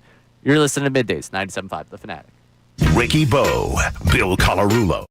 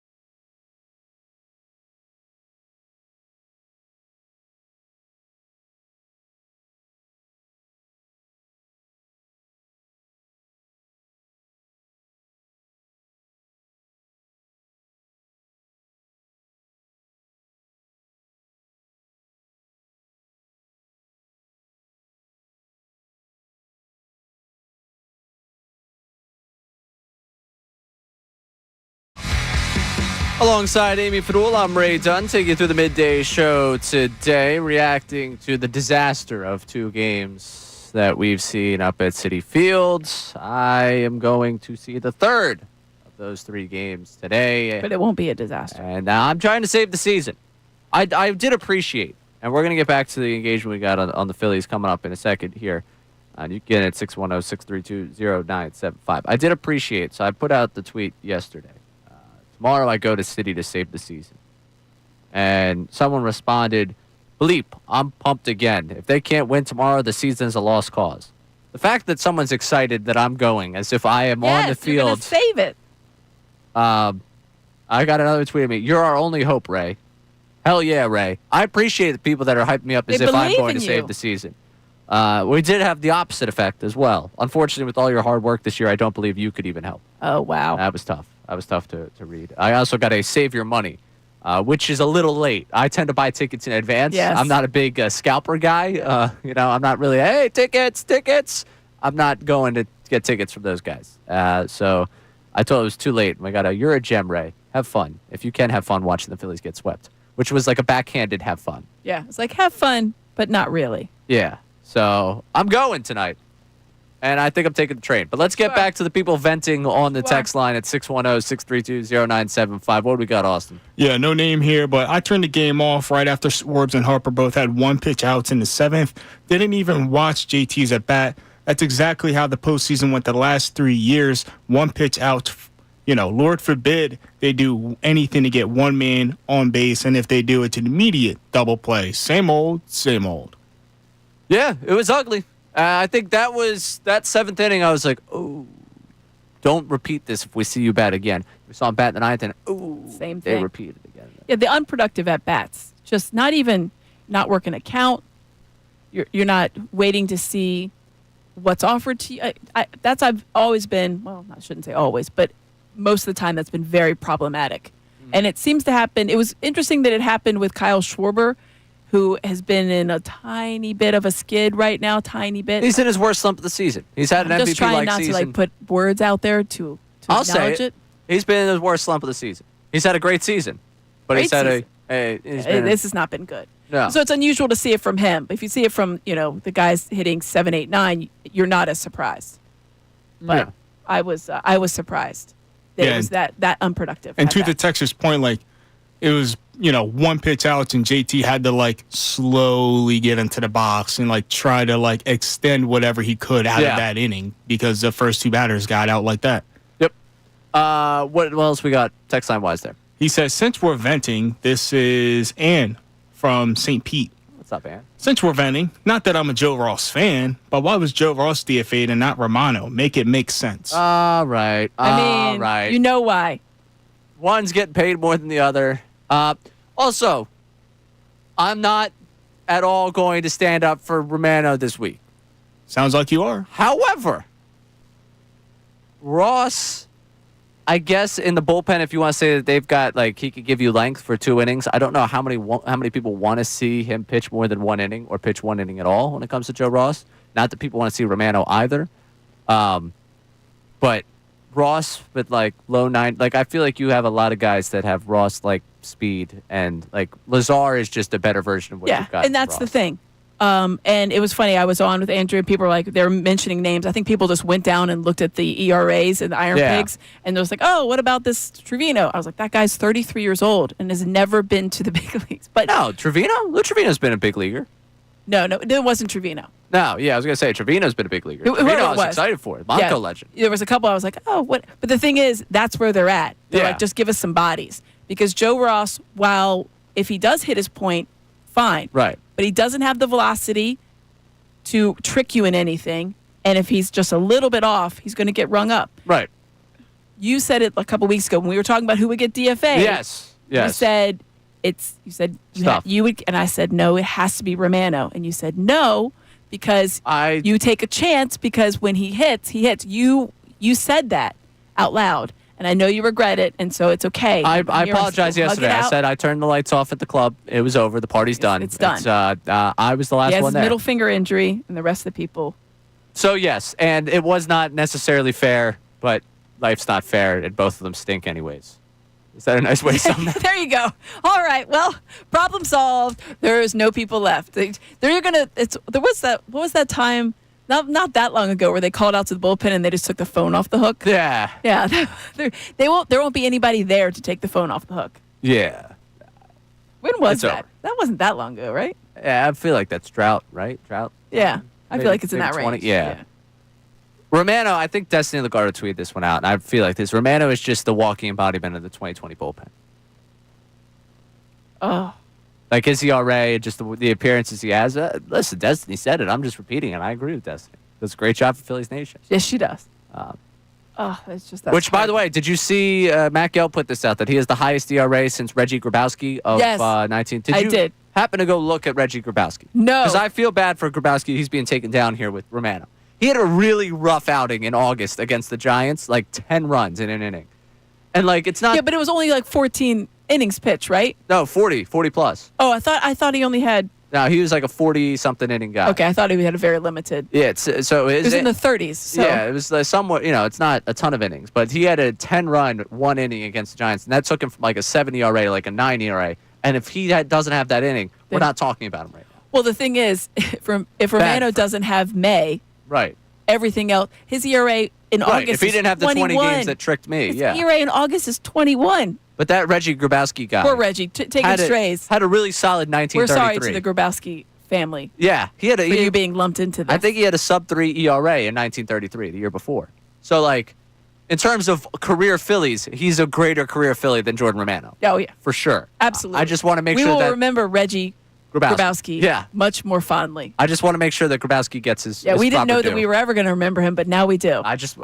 This is a show about just the cold, hard truth of Philadelphia sports. I want to make sure that we're not, throwing away hot takes on Reggie Grabowski's name. All right? Speaking of the cold, hard truth, your center fielder. I understand. He made a mistake. Should have hit the cutoff guy. That bothered me. I understand you don't appreciate the way he looks like he belongs in the movie Incredibles. Fine. That's okay. But at this point, you can cycle around whatever you want in the corner outfield spots. I want Harrison Bader to play. I don't want him to play every day. I'm sorry.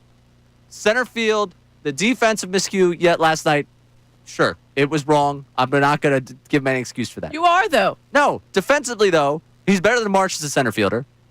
And he can actually hit pitchers that doesn't matter whether they're throwing from the right side or the left side.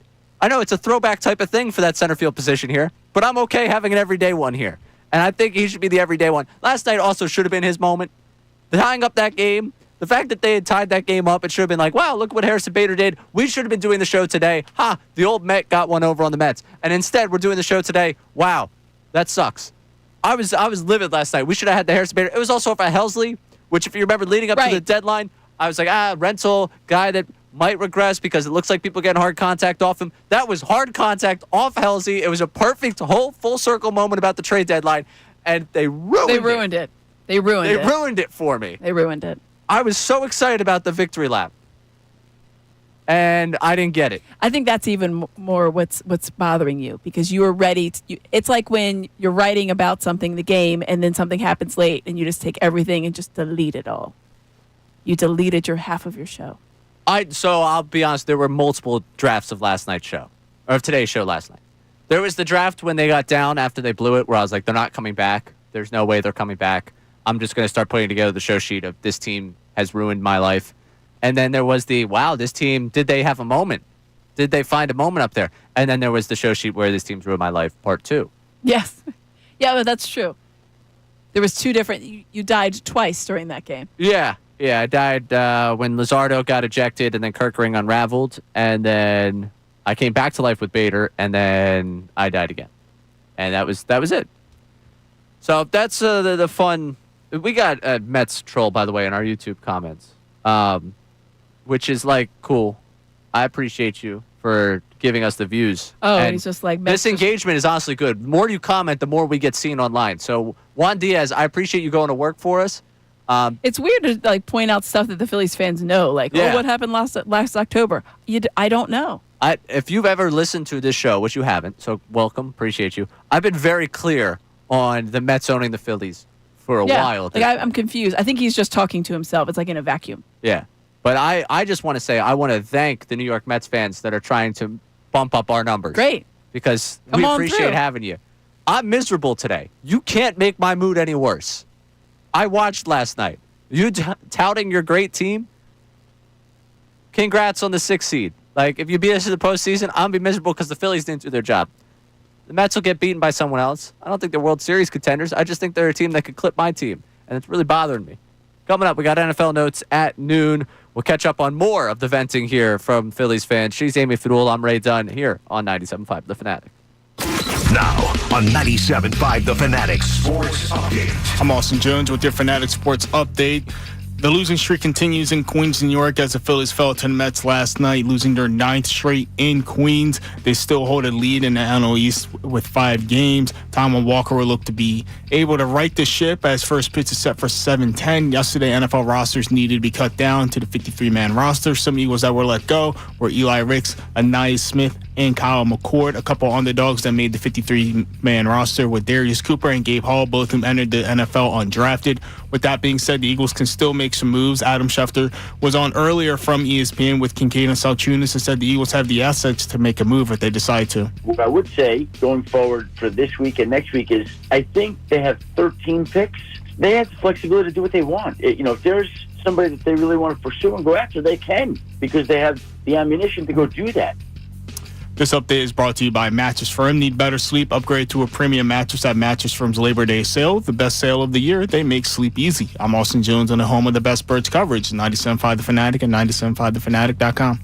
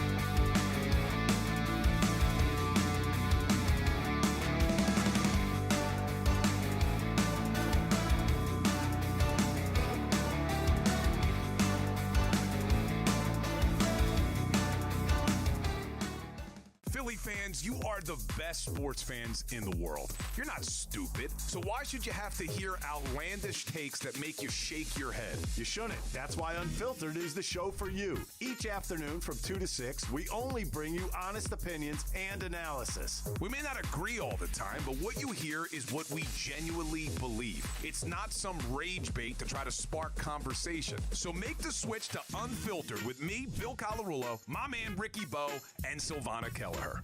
Every weekday at 2 p.m. right here on 97.5 The Fanatic and 97.5thefanatic.com.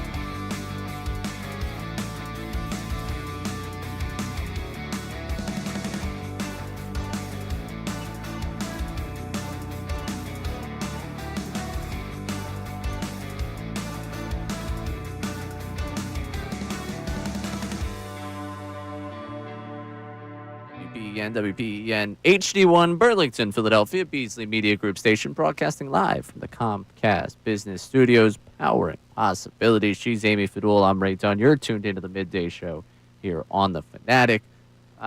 Spiraling, I guess, is probably the right way to put it. You've mentioned it a couple of times. I'm in the dark place when it comes to this. You team. are. I'm trying to help you. I get the. Just step out of the shadow. You don't go all the way in the tunnel. Yeah. Well, today, I guess I am. You will be. Yeah. Well, I guess I'm not, technically, because I was going to take, the Lincoln Tunnel? Right. You'll take a different kind of tunnel. Right, yes, because I'm taking the train now. Yeah, buddy. We did it, everyone. I think. You're going to do it. Taking the train up.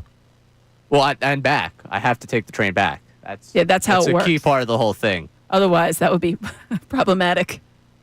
Unless, who knows, meet someone at the Mets game, just never come back.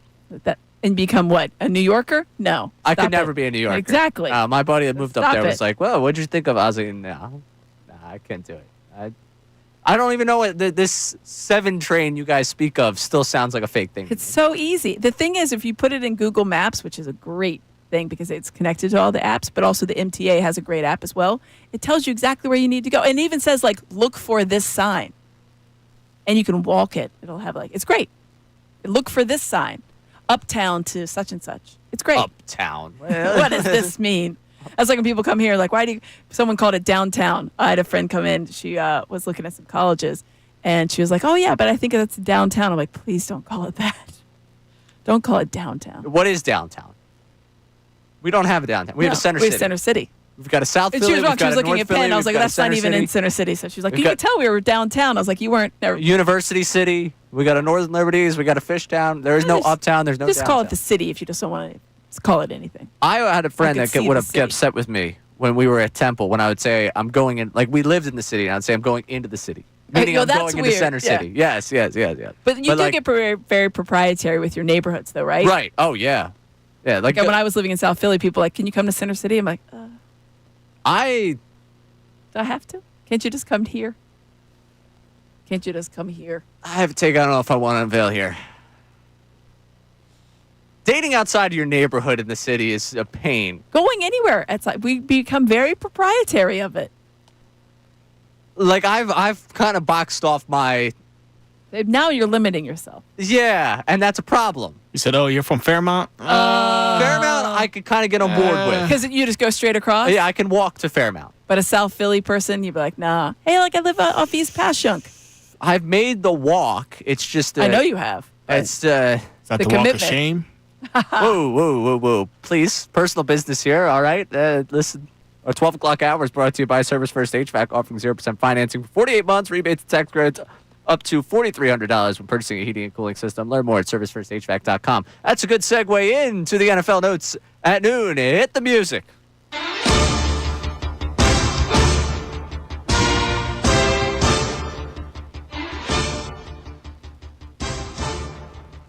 Oh, this is me. I'm Yes, sorry. I I was was so like- confused. I was so confused.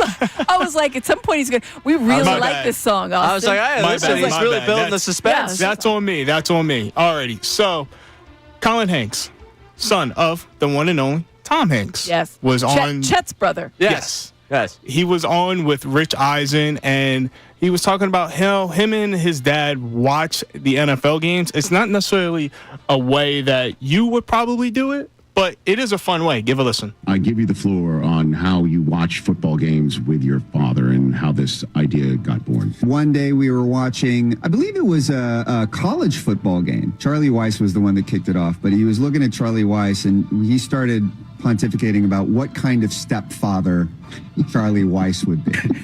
And that kind of kicked off this game of looking at the head coach and trying to guess what kind of stepfather they are. Okay, so we've come up with 6 current head coaches. Mike Vrabel is first up. Yes. What do you got for me right So here? based off of this photo, Yes. I don't care. Talk to your mom. Oh, wow, that's I solid. don't care if you go to Jimmy's. Go ask your mom. Go ask your mother. Next one up, I believe we have the very handsome Sean McVay, head coach of the Los Angeles Rams. Yeah, buddy. He's the kind of guy that no matter what, whether you're asking him to pass the potatoes or, hey, can you sign this for my math teacher? Yeah, buddy. Just pure enthusiasm. So, as you that's mentioned, good stuff. There were 6 total coaches. The other few were Dan Campbell, Mike McDaniel, Jim Harbaugh, and Bill Belichick. Oh. How would they act if they were stepfathers? Dan Campbell would be intense. Dan Campbell would be intense. He'd be very hands-on. All right, let's go. You want to play ball Disciplinarian, today? yeah. Let's go. Also, there are rules in this house. Yes, You will you follow respect them. the rules of this house. You will clean up after yourself. Yeah, absolutely. And then when you reply, you're not my father. I am today. Yeah. It's a wild way to watch football. So it makes me want to ask you guys, how would Nick Sirianni be? Much more of the Sean McVay vibe, I think. He's the type of stepfather that would try insanely hard off the jump to win you over. Yeah, a lot of pal talk. Yeah. All right, sport. Yeah. What do you want to do today? I don't love you. Yeah. But I love you. Right. You will love me at some point. Exactly. You're not my real dad, but I'm the dad that's here. Yeah. He would try way over the top. Like, he would be the one buying the school T-shirt, like, to support, or like this travel team T-shirt to support whatever team you're on or whatever you're into. Like, pretty much the way he tried to win everything over here is the way I'm trying to envision this, with the Hurts T-shirts, the Brandon Graham T-shirts, the Miles Sanders T-shirts, just overload. But a wild way to watch football. A very odd way to watch football. But the Hanks family for you there. I love it. They have the little, like, the game within the game. Now there's not a chance at some point in the next couple of months that I don't look at some coach and think, how would he be as a stepdad? All right, so continuing. The NFL likes to try to grow the game, as we all know. They have a lot of games overseas.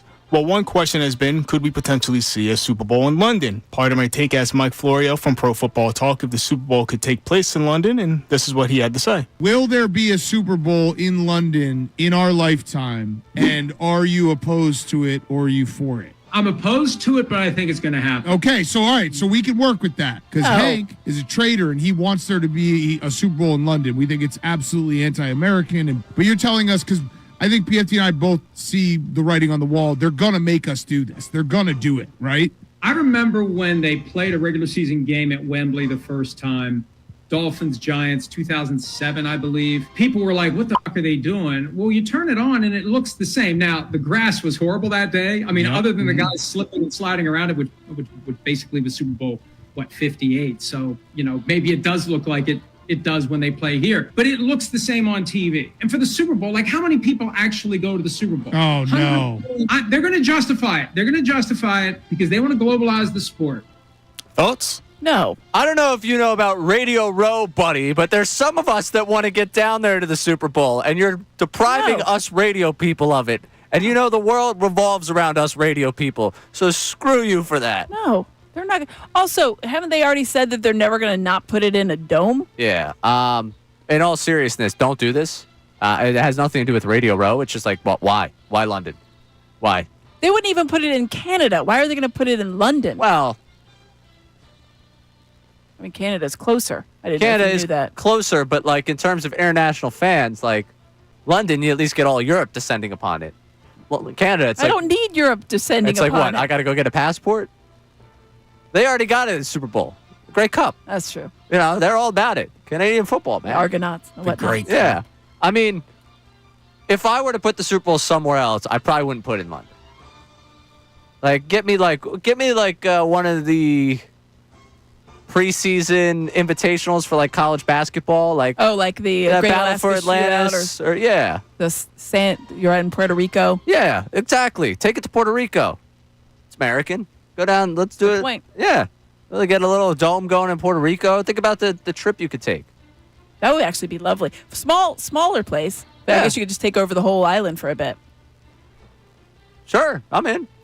Ray doesn't see a problem with I'd that. like to take it somewhere tropical. Forget London. I don't want to go to London in February. Mind you, in London, too, the time zones, like, morning show would have to broadcast how early? That's another thing. Like, they're even reticent to have it in the West Coast at times because they like to have it at certain times. They like to have it late as possible, as we all know, but Right. If they had it in London, it'd start what, midnight London for a 6 o'clock start here? That wouldn't. Yeah, I don't know. Wouldn't be fun. Or they would start it at 6 their time and then- noon Super Bowl. Oh God. Well, actually, like And a noon Eagles Super Bowl, the party in the streets think would go about if it was for like days. the Bills and the Eagles in the Super Bowl at noon. Ray's People would eyes pass lit away. up now. People would pass away. I can't do this for my health. I'm out on this idea. Imagine I got done post like last year. I got done post game after the Super Bowl. It was wonderful, one of the best nights of my life. And I got done around I think it was 2 a.m. And I went and met people. Sorry if I'm breaking the fourth wall here. I went and met people and continued to celebrate the Super Bowl because I didn't get to go out to Broad Street and celebrate with everyone. So I celebrated. It was a long night.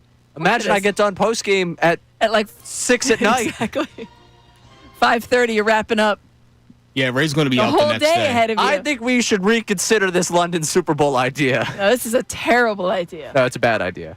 Alrighty. Last one here for us. Greenlight Podcast host Chris Long, former Eagle, had Lions head coach Dan Campbell on his show, and he had asked who he thought was the grittiest player of all time, and I want you guys to have the same type of answer after we get done. Who's the grittiest football player of all time? And then I have somebody for your consideration. The grittiest. Man, that's tough. All right, one, because I played tight end. I loved it. Mark Bavaro. Yeah. All right, he'd be one. Ronnie Lott would be the other. Cut his finger off. Yeah. Here's one. Let me know what you think about that. Oh, my God. Could you read that for the people? If that's Jim Otto. 20 plus concussions. 20 times he broke his nose? Yeah. Broken nose 20 times. Right? Broken ribs, broken jaw. Broken, what is this one? Broken all his, oh my God. All his fingers. Broke all his teeth. You need a Jim Otto poster. Oh my God. In this facility. Dude, this is crazy. 200 plus stitches. All right. Yeah. Numerous knee, shoulder, elbow injuries led to 74 operations. Yeah. Okay, he's a badass. This Hell is yeah, the greatest dude. player It's Jim Otto. Jim Otto, 70 plus surgeries for football. Incredible. He played from 1960 to 1975, so again, the different breed of players back then, all with the Raiders, 210 games straight, never missed a game in his career. Oh. 12-time Pro I'm Bowler. in pain just thinking about 70. Jim Otto. Last guy to wear the 00 as course. well. Well, no one else should wear that ever. Yeah, that one's retired for him. Some additional NFL notes at noon here. Yeah, I like it. Rashee Rice accepting and serving a 6-game suspension to start the season. Okay. And how does that impact your Eagles? Chiefs week 2. There you go. So, Rashee Rice. Rashee Rice not going to be there for week 2. I'm glad that this got taken care of now because I thought it was ridiculous. They were going to wait till the beginning of October to do it. I did the whole, why would they do that? Just wait. Yeah. And I'm glad that it got taken care of now. So good job with the NFL notes at noon. And look at that. Tom Pelissero helping you out with an extra note there at the end. When we come back, getting back into the Phillies conversation. All right. We've looked at how bad the last 2 nights have been. We have our doubts about tonight. How long can the malaise go? Is this something that rolls over? Is this something that's Mets specific? And how will we react to what we see the rest of the way? A lot to unpack there, and we'll do that for you coming up next. She's Amy Fadul. I'm Ray Dunn. This is Middays, 97.5 The Fanatic.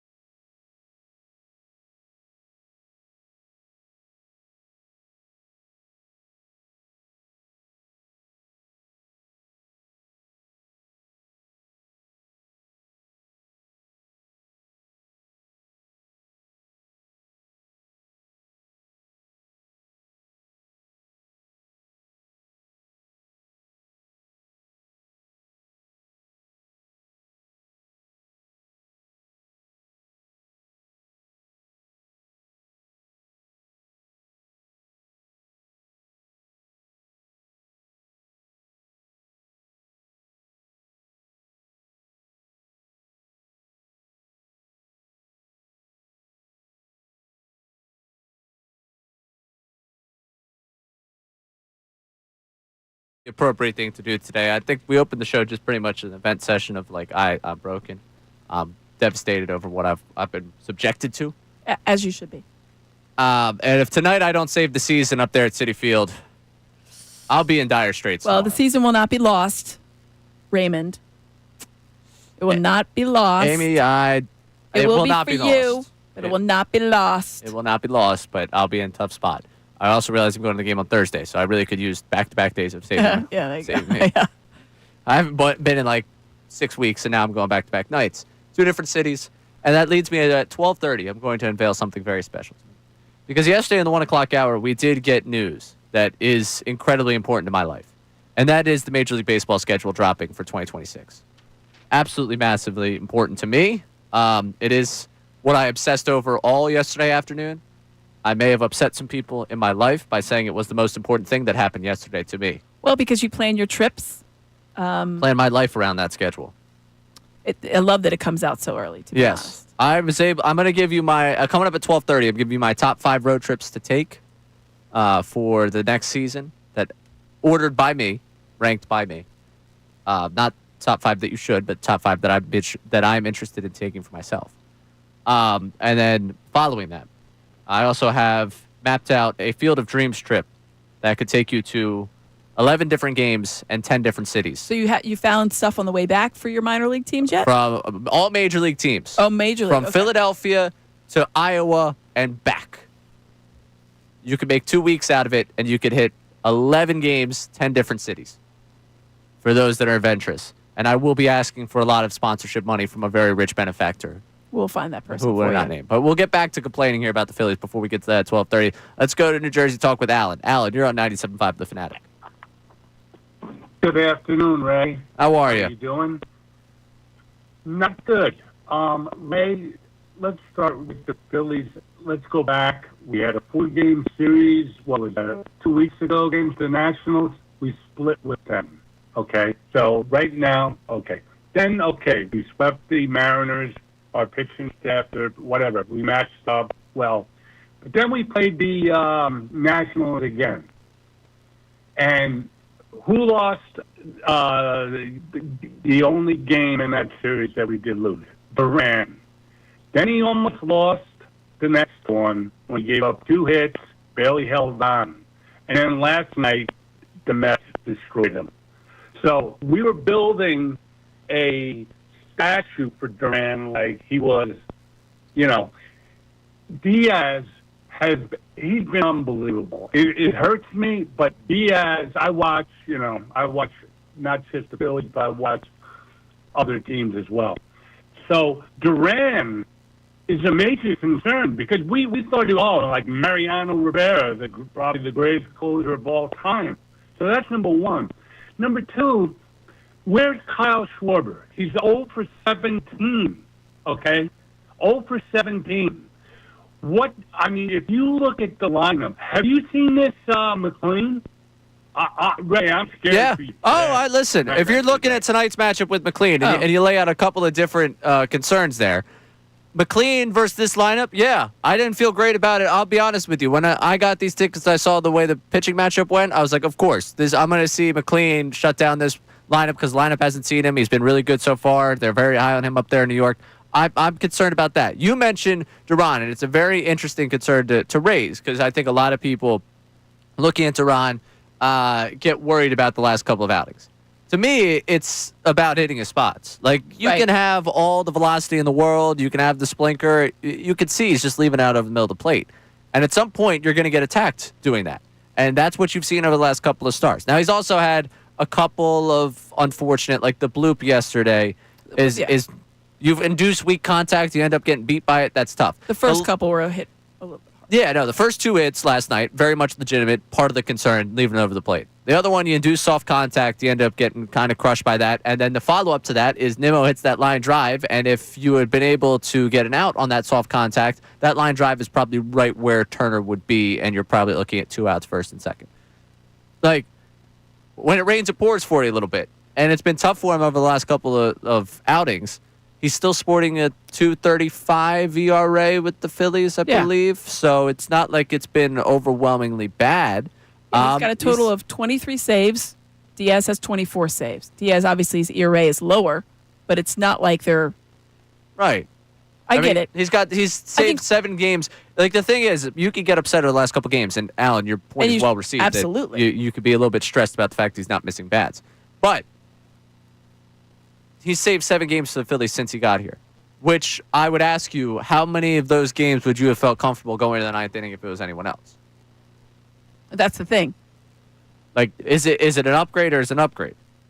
It's absolutely an upgrade. So- There is no question about it. I think that just, we get a new shiny toy. We want the toy to be perfect at all times. You want it to keep its shine. You want it to be as beautiful it was the very first day when we saw him on Friday night where he needed 45 seconds, it seemed like, to get rid of everybody.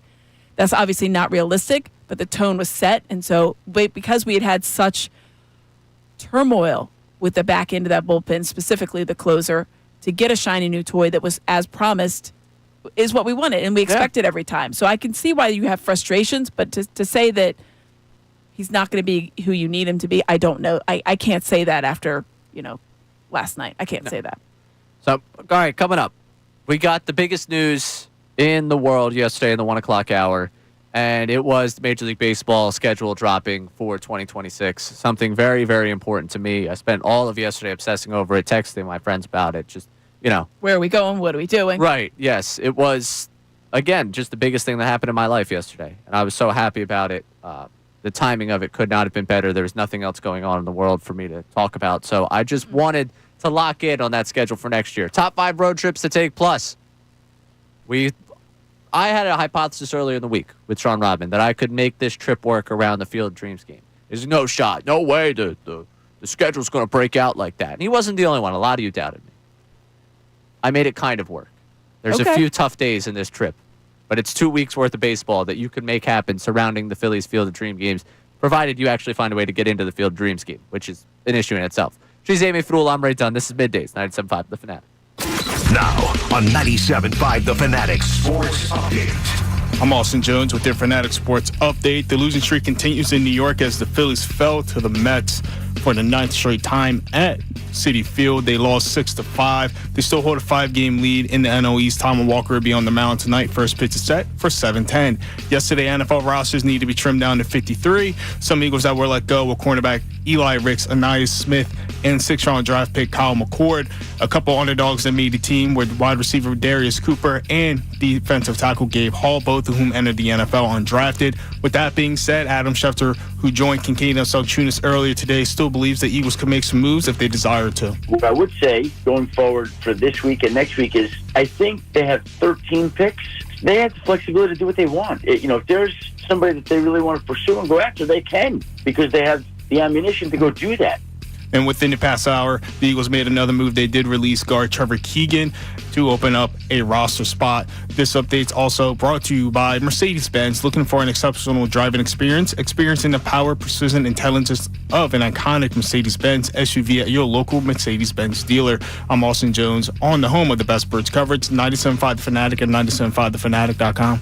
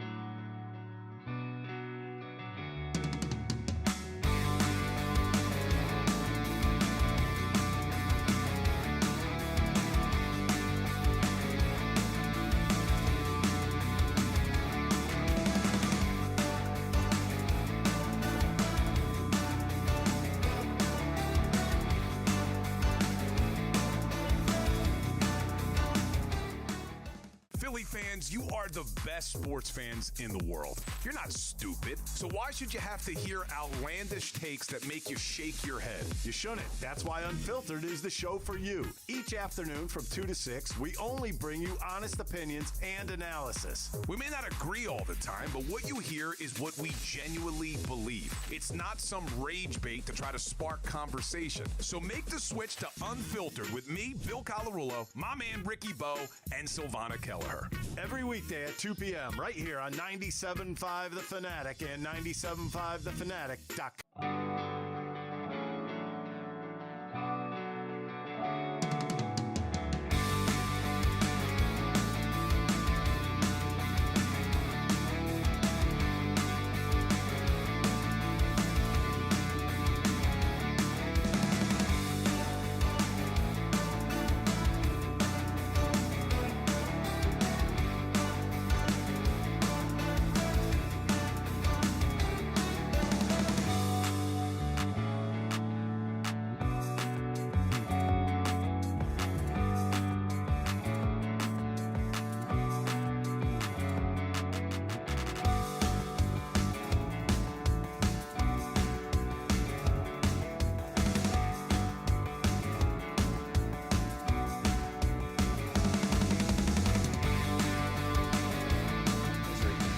God, I'm telling you to get out of the dark place, Raymond. Well, we got to kind of purge this. We do I'll be have to honest purge with you. it. Well, I want to make sure before you get on, you have also like a little bit of time before you get on your train to purge. But once you're on that train, I want to completely purge because when you cross over into the threshold that is New York, I want it all out of your system. I want positive vibes from you. I'm fighting Mr. Met tonight.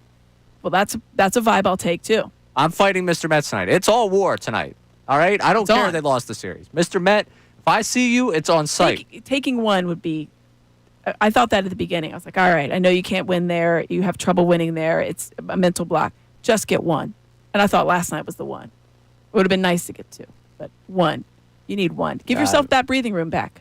I would have loved to take two. Well, of course, you want to take all of them. Yeah, I never thought they were going up there and sweeping.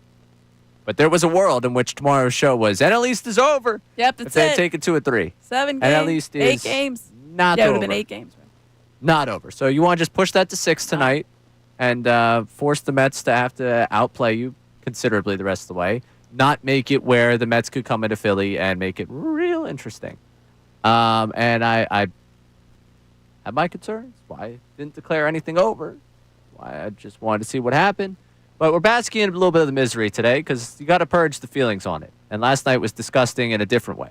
Monday was humiliating. Last night was soul crushing. Austin, what do we got on the text line with the Phils? So this is no name, but they say the Phillies play the Brewers and the Dodgers over the next few weeks. They could easily find behind the Mets in the standings, No. regardless of the head-to-head. Yeah, there was someone that wrote that on Twitter, almost word for word. No. So the why Mets have schedule. we gone there? Well, because we're spiraling. That's where we're at. I feel like we're like swirling at the end of the toilet.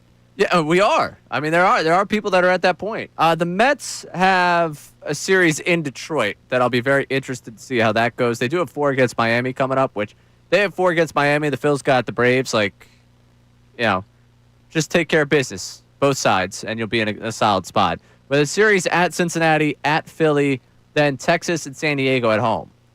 That coincides with the Phillies going, it's Brewers, then Marlins for them. So the Brewers series comes right before Cincinnati for the Mets. Yes. So there's a good chance it'll be quite close. Phillies Mets by the time they start play that again? Cincinnati series. The Mets start the Cincinnati Right. series. And then it'll be a battle for the wild card, battle for the division, all those things. But the Phillies go Mets, Kansas City, LA, Arizona. Ooh. Yeah. That 4-game set against the Mets is going to have to mean so much. It obviously already will, but it will mean so much because of what's happening afterwards. Oh, yeah. I don't you have 5 games. I keep saying, want to say 6. You don't have 6. I want you to have 6 by the end of the day. You have 5 games. It's not likely you lose it. But there is the spiraling part of my brain that looks at some of the schedules like, I don't love it. I don't love it. But the old tankathon. What do we got in terms of strength of schedule? I love the fact that Tankathon is now my go-to baseball remaining strength of schedule thing. The Mets have the 6th hardest schedule remaining. The Phillies have 13. So There you go. That helps. Does that give you? Are you still? It does help. Clinging to the side of the bowl. That does help. It helps. And I got to remember the Diamondbacks are just a bad team. I see a trip to Arizona. You just have flashbacks. Yeah, ruins my day. Yeah. Again, I'm not yet saying they're going to fall apart and lose this. They're not. They're up by 5. They can't really do it. It's just that I understand that texter's mindset because you start to look ahead and you're like, They when play is the this Dodgers well. They do not play the Brewers well. They do match up well with the Dodgers. I get it's the Dodgers, and they're always going to be the big bad team of the West, though I think the Padres might be, taking that kind of moniker over. But they're the Dodgers. They're built to win. They're built for October. We know this. The Phillies do play them well and have played them well this year and last year. So I'm not as concerned. The Brewers, that's a good team. The team's on a roll. They don't match up particularly well. They have a great bullpen. Phillies obviously are struggling in a lot of those departments. So, you worry about that. But then the Mets have an even tougher schedule down the stretch. And they've shown this season, when faced with that adversity, when it's not the Phillies, that they crumble. All right. So I'm going to go with that. So a moment away from the misery. So look ahead to 2026. Because right now, maybe you don't want to make any plans to travel to see this team because you hate them. And no, stop it. I understand. There's fans out there that feel that way. There were people telling me to save my money for tonight. That's too late. That's true. All right. So the Phillies schedule for next year came out. And I decided we'll spare Amy W's and L's, even though I really wanted to do it. 162. Here are the 5 series in which I would consider the top tier need to take trips. Okay. Okay? I've got one already. Dodgers at the end of May. That's a weekend trip to LA. I'm not a huge LA guy in terms of the city. I feel like it kind of underwhelms you. Yeah. Given that, look, go to LA. Yeah. Kind of undersells the whole thing. But a weekend series on the West Coast in May is a win for me. That is top tier, number one. All right. Got to do. Number 2, the Twins series in August.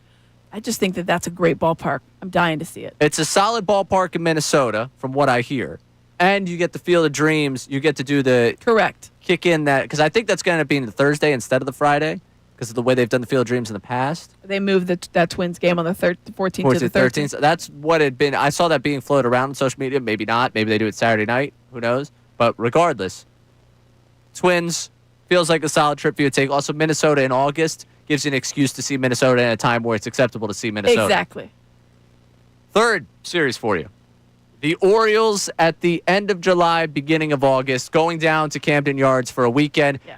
Hit up Pickles Pub, have great- yourself an afternoon. I go to Camden Yards, I think, once a year. Yeah, you need For like to. 3 years running now. That will be a trip. I can assure you that's a trip that, assuming I have nothing else going on, And that is a trip you I will absolutely take. take the train to. It is the easiest train ride of all time. It's so quick, and it lets you out down there, and you can just you actually can take either an Uber or you can walk it. I've driven, but yeah, I'll see if I can take the train this time. I really need to talk to you about I'm pro train. It's just like I haven't. Are you though? I am. I enjoy it. I took the train to the 2 of our non-conference games last year when I became a big Amtrak guy. All right, Pirates series, May 15th to the 17th. I got that one circled. That's my number 4. And it's right before that is one that would be good too. One right before. Oh, so and this is where my number 5 is the Padres. Oh, Memorial that's a great Day one. weekend. Memorial Day. It's Memorial Day leading into the week. So you get the 25th, 26th, 27th, and then it leads to them going to the Dodgers. I'll be honest with you. If there's a time that I won't be here, I believe be that I'm going to try and back-to-back? do that California back-to-back next year. So that would be my top 5. Boston and Chicago both didn't make my top 5. Both are midweek series where you have to take off considerable amounts of time. Oh. And I think that's a real red flag. I think that's why I don't love this schedule. That's a real red flag. It is. It's a red flag for I'm upset the Angels fall on a weekend. I'm upset that you get a weekend in Detroit. You got the weird off day before Kansas City on July 3rd. Colorado early in April. 2 trips to Atlanta over the weekend. 2 trips to New York over the weekend. The fact that you couldn't fit one of Oracle Park, Wrigley, or Fenway on a weekend is tough. Well, this is the schedule is wonky this year because they have to have time in July to prepare not only for the World Cup that's going to be here in South Philadelphia, but also for the All-Star game that will also be hosted here in South Philadelphia. So I think that's why. I get why that July is off. a very that whole July schedule. There's a lot more road games than you would see normally. Right, and it's tough coming out of the break there. Mets, Dodgers, Yankees. From the jump. Coming home though. All home. But all right, now I promised that I would have this. Ready? This is how you do the Field of Dreams game right. Oh, I'm ready. Okay, so you think Field it's of going to be the Dream 13th? games? I think it'll be the 13th. I believe I saw on social media the last time they did it on Thursday, and then it gives them a day to get to the next place. I believe the Phillies are in St. Louis the night before the 13th, or that afternoon, getaway day on the 12th to then on the 13th. But maybe they do it on 14th, 15th, whatever it is, we can figure it out. Because you leave from Philadelphia, 5 hours in the car, go to Pittsburgh. Pirates have the Mets Friday, August 7th. Great stadium. You have to make a considerable drive to the 8th, 7 hours. You head to Chicago, where you see the White Sox play the Guardians. Listen, we're fitting in the White Sox trip in here, even though it's not really worth it. Not a great stadium, but you're getting a stadium in there on Saturday, August 8th. Sunday, August 9th, you make the 2-hour trek to Milwaukee. You see the Brewers take on the Twins. Okay. Monday, August 10th, you make a 5-hour trek. Minnesota. Twins, Orioles. You get to cross Minnesota off the list. Tuesday is where it gets interesting. Okay. There is not a lot to keep you busy before you make the way to Iowa. Thus, you're going to make a 9-hour trek to St. Louis to see the Cardinals and Phillies and cross Busch Stadium off the list. That's a substantial drive. That's why you get the day off on August 12th to get yourself to Iowa for the Field of Dreams game. Okay. That's a 9-hour. That's a 5-hour, St. Louis to Dyersville, Iowa, which I knew was a real place earlier this week. 5 seconds ago. Is to get you to the Field of Dreams game. Assuming that's that Thursday, which I think that schedule, again, is what I saw being floated, that it would be changed. Friday, Cubs, Cardinals, Chicago. Can't get much better than that, Wrigley Field, Cubs, Cardinals. Saturday, Tigers host the White Sox. You got to just go to Detroit to knock it out on the way back. Cleveland hosts the Padres Sunday, August 16th. You go see the Guardians, Padres. Okay. Only a 3-hour drive from Detroit. Only. 4-hour drive to Cincinnati to see Reds, Cardinals on Monday, August 17th. You've seen a lot of the Central, obviously. Yeah. Well, a lot of Cardinals. It's the area that you're at. That's part of the country you're in. Tuesday, if you want to complete this trek with another different ballpark, instead of going back through Pittsburgh to get to Philadelphia, you could take the 8-hour drive to Baltimore to see Orioles, Yankees on Tuesday night, and then come back to Philadelphia Wednesday for Phillies, Marlins. All in all, this trip would take you from August 7th to August 20th. You would see 12 different ballparks, 11 different cities, and you'd spend 60 hours in the car. 60 hours in the car. 60. That's actually not terrible. No. Considering how long it is. Obviously, some of the big chunks are the Baltimore Drive and the St. Louis Drive. And then the initial drive to Iowa, obviously, too. From St. Louis. But yes, there are a considerable number of long drives in here. You'd have to break it up with people. But I'm looking for a rich benefactor to send me for 2 weeks across basically the middle portion of this country to watch 12 different games in 11 different cities and see 12 different ballparks. Feels like that's like a tire sponsor or maybe a gasoline company. We're going to need a lot of sponsors on that. You can wear patches like you're a NASCAR driver while you're driving. You can mount like a GoPro inside. You can tattoo a logo on my forehead if you make this happen. We'll have to work into that. All right, so that was just a fun thing we went over earlier this week. 60 hours. That's all you need in the car. It's really not that bad. It's really not over that time. No, it's really not that bad. But coming up, I want to get back to the two biggest questions we have after yesterday. It was roster cutdown day. There are two that stick out to me for the Birds before we get back to our Phillies venting session. 1 o'clock hour, more solutions-oriented, okay? And more what has to happen More tonight. moving forward. Yes, we'll look ahead instead of looking back. She's Amy Fadul. I'm Ray Dunn. This is Middays, 97.5 The Fanatic. Now, A Birds Insider Update on 97.5 The Fanatic and 97.5thefanatic.com. I'm Austin Jones with your Birds Insider Update. Yesterday, NFL rosters needed to be cut down to the 53-man roster. Some Eagles that were let go were cornerback Eli Ricks, wide receiver Anais Smith, and 2025 sixth-round draft selection quarterback Kyle McCord. A couple of the underdogs that made the team were wide receiver Darius Cooper and defensive tackle Gabe Hall, both of whom entered the NFL undrafted. The Eagles have made a total of 5 trades where they brought in John Mechie, Fred Johnson, Sam Howell, Jacorian Bennett, and draft picks in the past month. GM Howie Roseman spoke to the media yesterday and said he's willing to do what he needs to do in order to improve this team. We'll see what happens in the next 24 hours. I think I said this the last time we spoke. We got a lot of picks here, and we're happy to use those picks in the draft. But I think for us, the early part of the season, September, we got to see what we have, and if we need something, I'll do whatever I can to help this football team.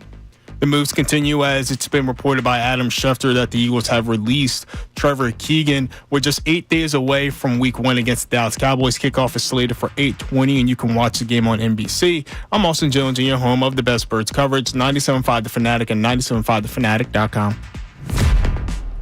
Wednesday, August 27th.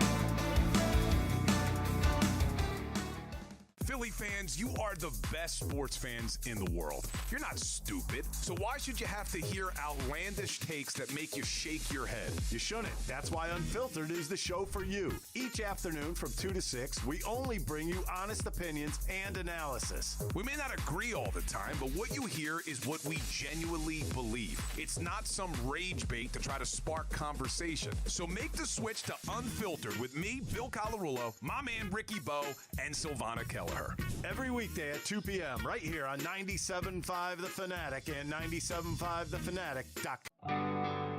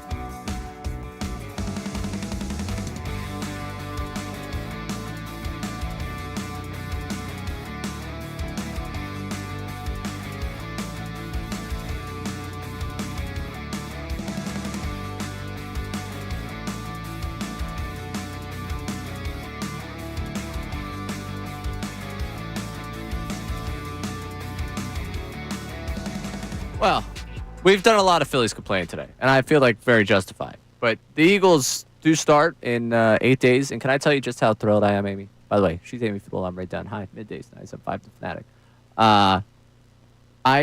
I can't wait because I'm done. I hit my load of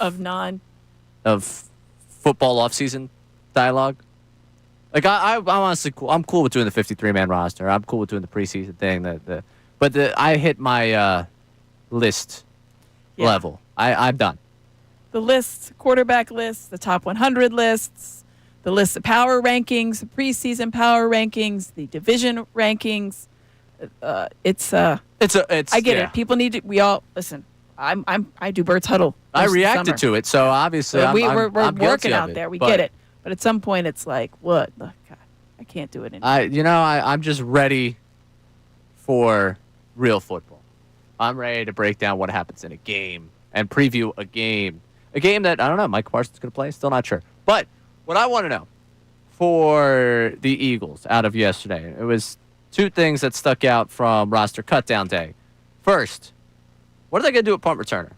Our old buddy Andrew DeCecco, our Birds insider, was on Unfiltered yesterday and just looked at what is going on there following roster cutdown.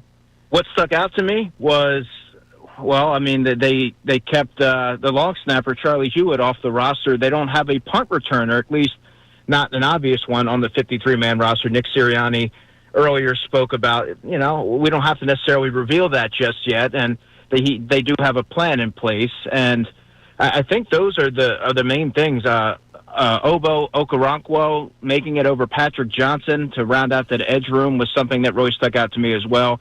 And then keeping Cameron Williams, the Eagles' day 3 draft pick, who didn't necessarily flash in training camp. You can see the qualities and the traits, and they are enticing, and that may be a player that they were a little apprehensive about exposing to the waiver wire. So in there, the punt return thing is one thing that really stands out to me. I'm still upset about Patrick Johnson. Right. Personally, if I had done a 53-man roster as like one of the beats, I would have had that one wrong because I would have had Johnson on my roster, and I obviously did not have Patrick. Patrick Johnson did not make the roster, which was, I don't know what more the guy needs to do. Exactly. He has to be sitting there being like, what do you want from me? What a man has to do to make the job here. But the lack of a punt returner, it can't be Cooper DeJean. It just can't be. I can't have Cooper DeJean returning punts for this team. It has to be Anaya Smith coming back to the practice squad and being elevated. I think that's just too much to put. What you want from him, you want exactly what you got last year, and then some, right? You want him to continue to grow and to be the high-level player, Pro Bowl-esque player.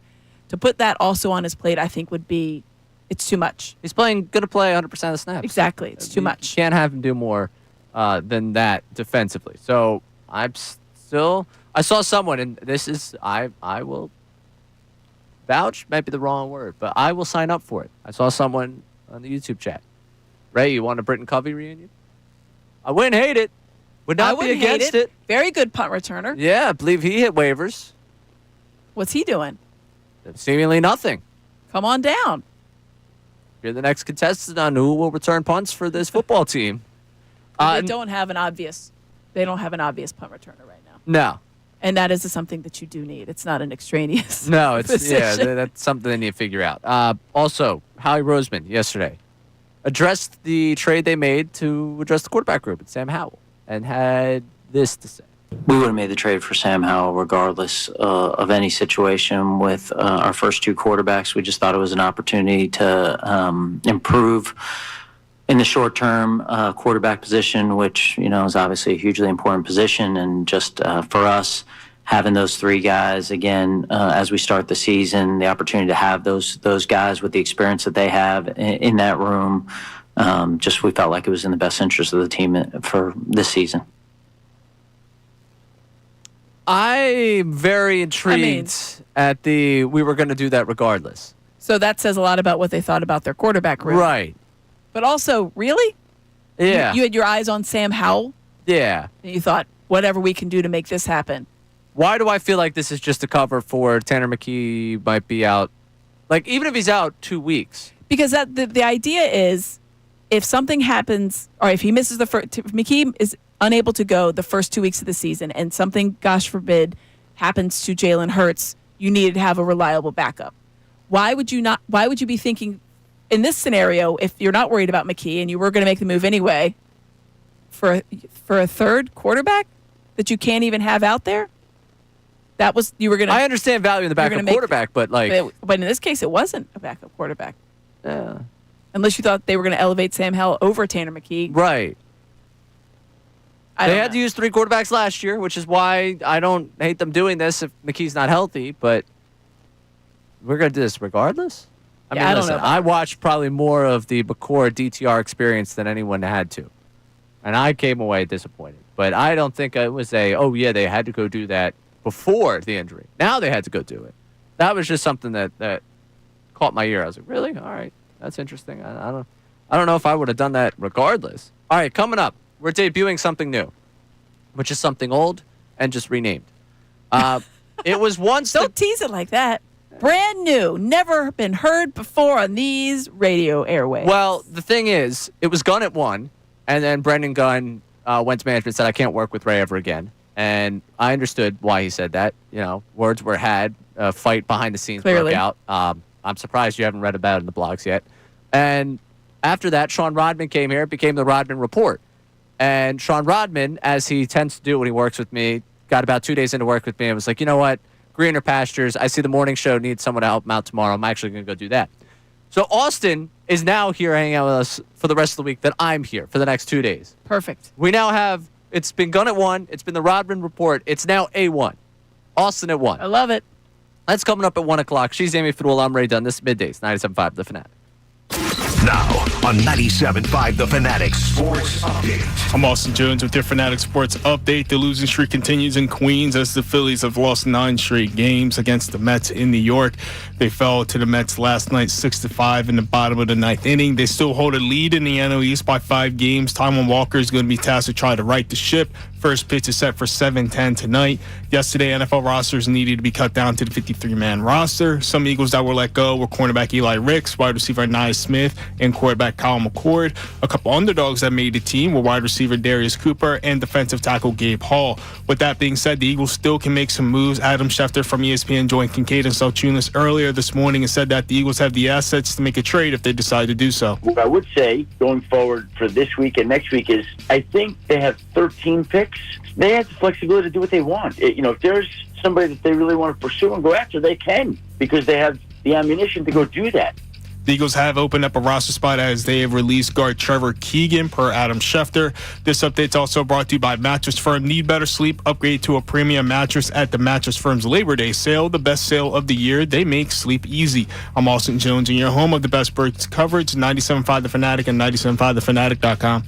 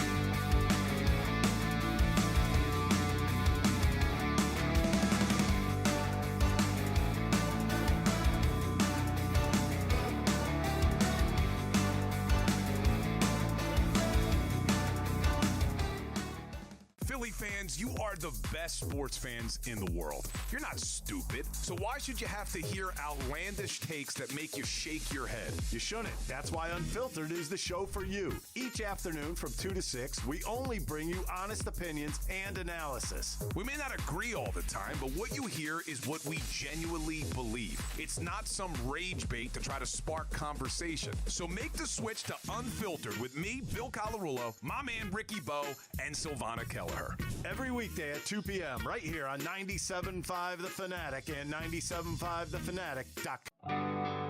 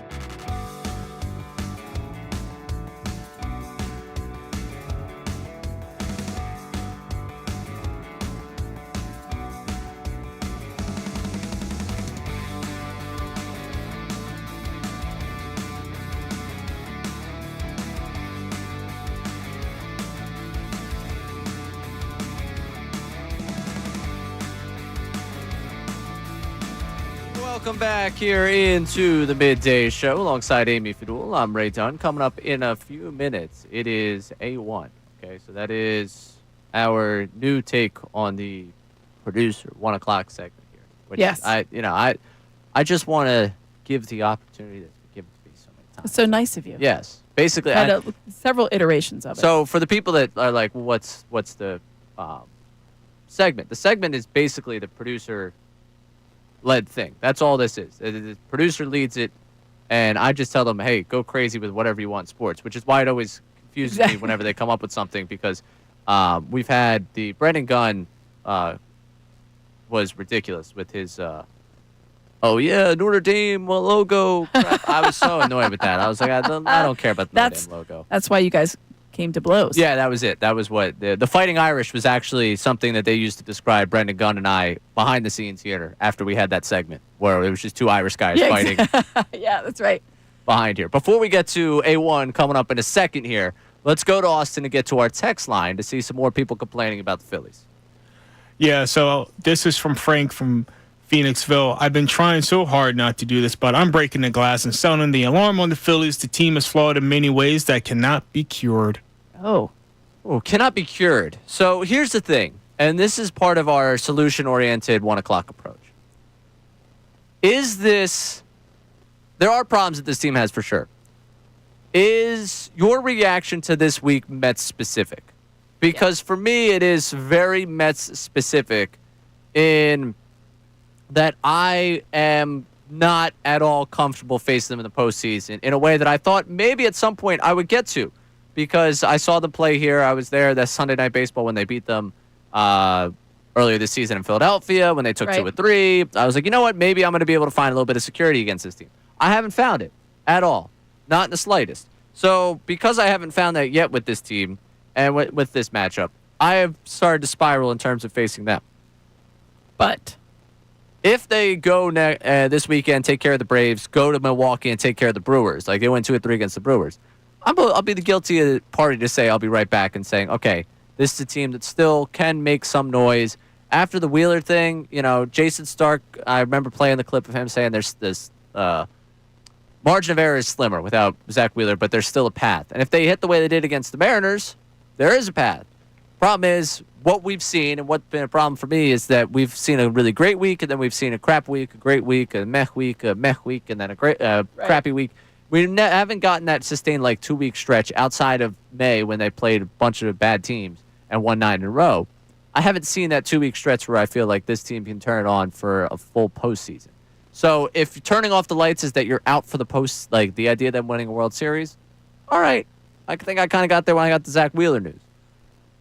This has been a real cold, hard slap of reality to your face about their limitations as a team. But to me, it's a lot more about their matchup with the Mets, and that I'm never going to feel comfortable against the Mets unless they win, the next 5 against them to end the season. Even then, I'm still kind of Even then, you're like, wait a minute. Well, because then it would be they're 2-6 right now.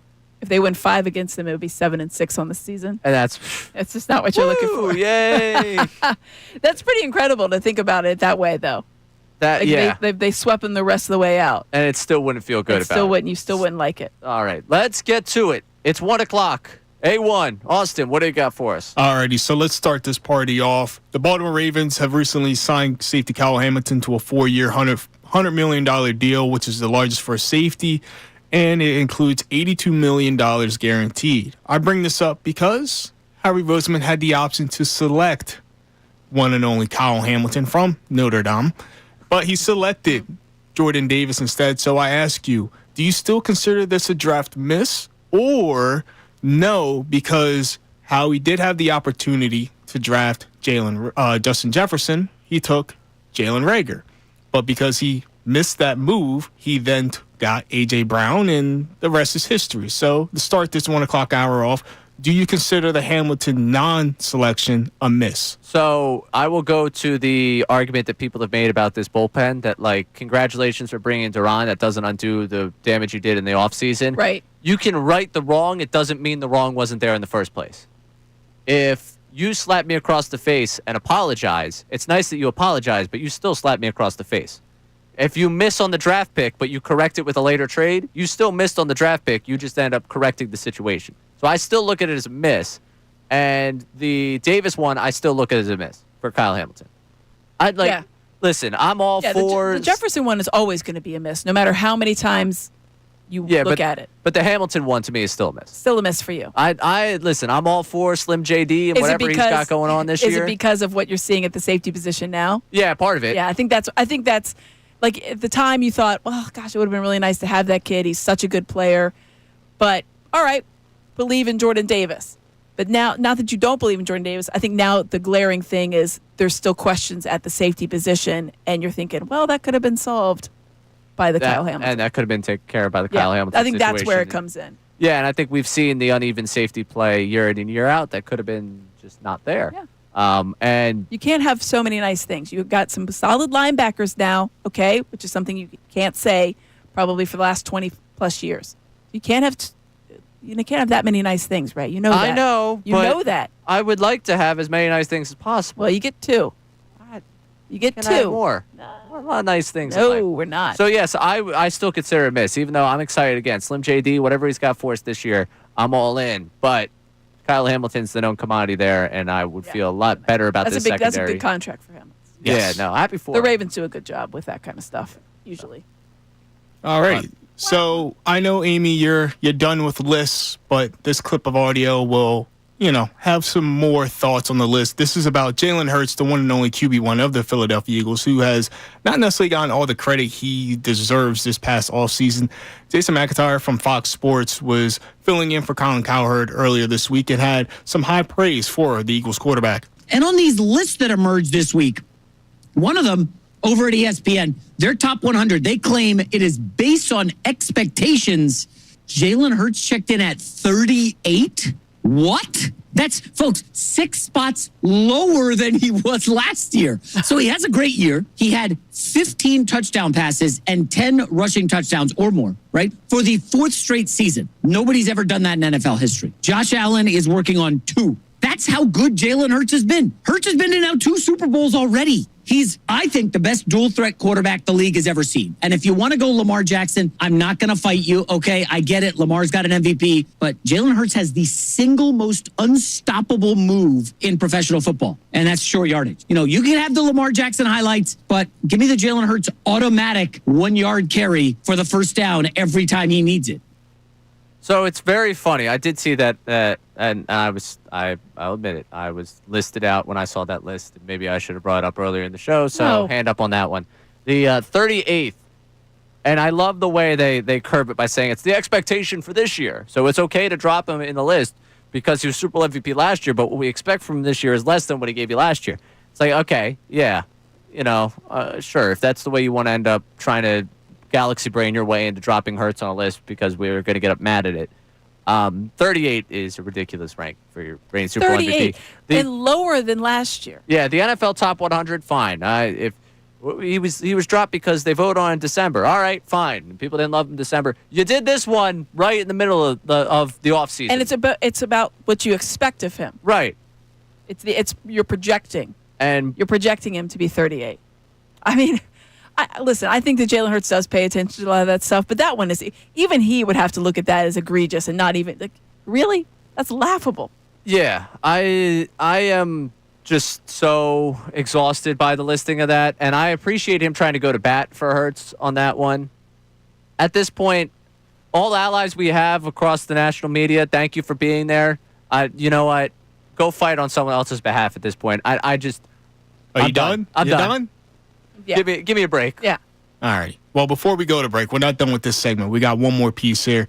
I'm always intrigued by players and their welcome to the league moment. Former NFL tight end Delaney Walker was on the Raw Room podcast with a former Eagle, King Dunlap, and he encountered his welcome to the league moment. Give a listen. Welcome to the league moment. It probably have to be Larry Allen and Vernon Davis fight. It wasn't. They happened to me, but Vernon Davis was my homie, and he was about to fight Larry Allen, and I had to choose. Like, am I gonna help this man, or am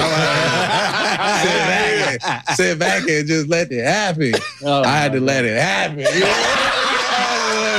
had to let it happen. Man, my man was the strongest man in the NFL. Larry bench press 692 pounds. Yeah, I kind of wanted to see that fight too. I'm kind of with King Dunlap on that one. So Vernon Davis, who was a solid fella, yes, not a and small man. That was I think that was 2007, 2006 when Vernon Davis came into the league. So, quote, that's older Larry Allen. But like you just heard at the end of that clip, Larry Allen benched almost 700 pounds. And he continued on the clip where he was like, yeah, Larry Allen didn't care. He was grabbing Vernon Davis braids because back then when he came into the league, he had these long braids that would go all the way down his back. He said, when I saw him grabbing hair and didn't care, I couldn't get involved. Smart choice. Yeah. Yeah, I'm like, come on, let's use words here. I think that's about as far as I would get involved now. I'm not necessarily getting in the way of. That's their tussle. Yeah, you guys are beefing on this one. That's your guys' problem. That's your tussle. Good work on A1 there, Austin. Appreciate you putting that together. Coming up next, am I wasting my time? Is this just a sweep? Should we just be moving on from the Mets? Am I wasting my time tonight going up to Citi Field? Have we all just accepted this as a sweep and we're all going to move on? Not. No. She's Amy Fadul. I'm Ray Dunn. This is Middays, 97.5 The Fanatic. Ricky Bo, Bill Colarulo. I can't.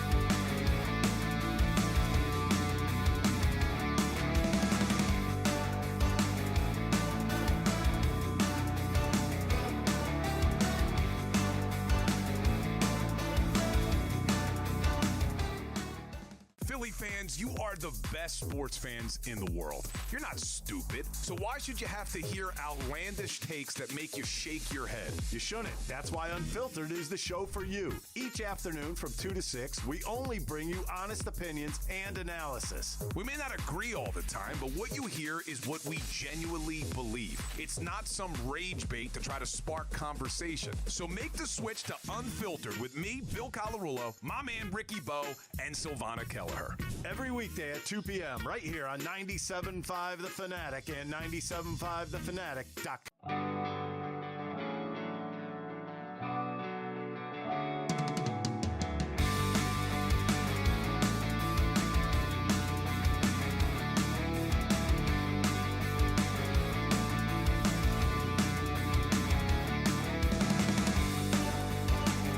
Welcome back into the midday show, 1 o'clock hour here. She's Amy Fnewell. I'm Ray Dunn taking you through the show today. And it's been a day of misery with regard to the Phillies. And sometimes you just kind of write off a game where your game's about to happen. You're like, I feel like I know what's going to happen in this one.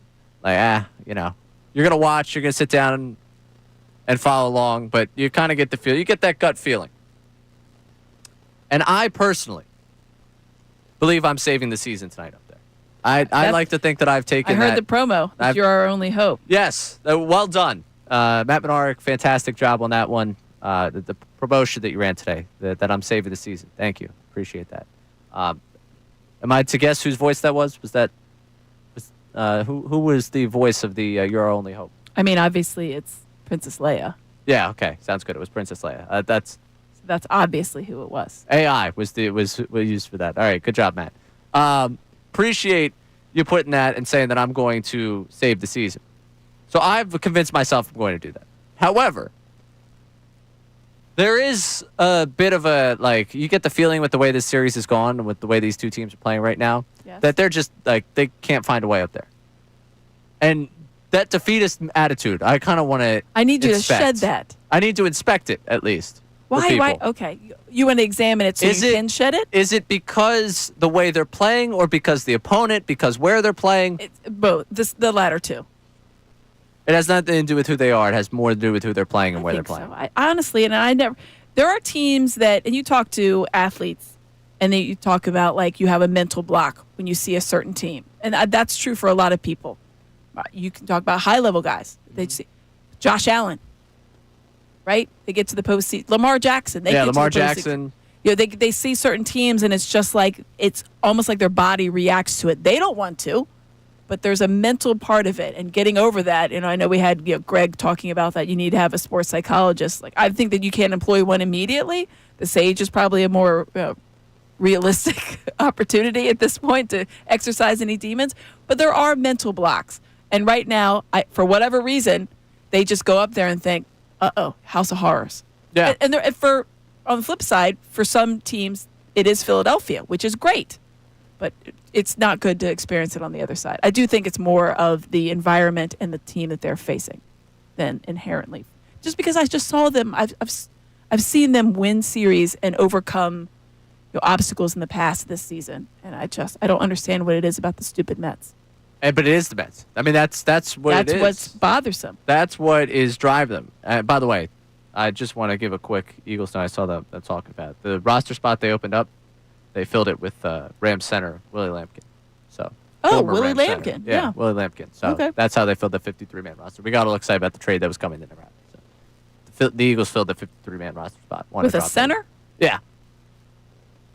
Maybe he has interior, maybe kick out in the interior there somewhere. I would assume he's able to play other places along the line. We'll call it Checo. Figure it out.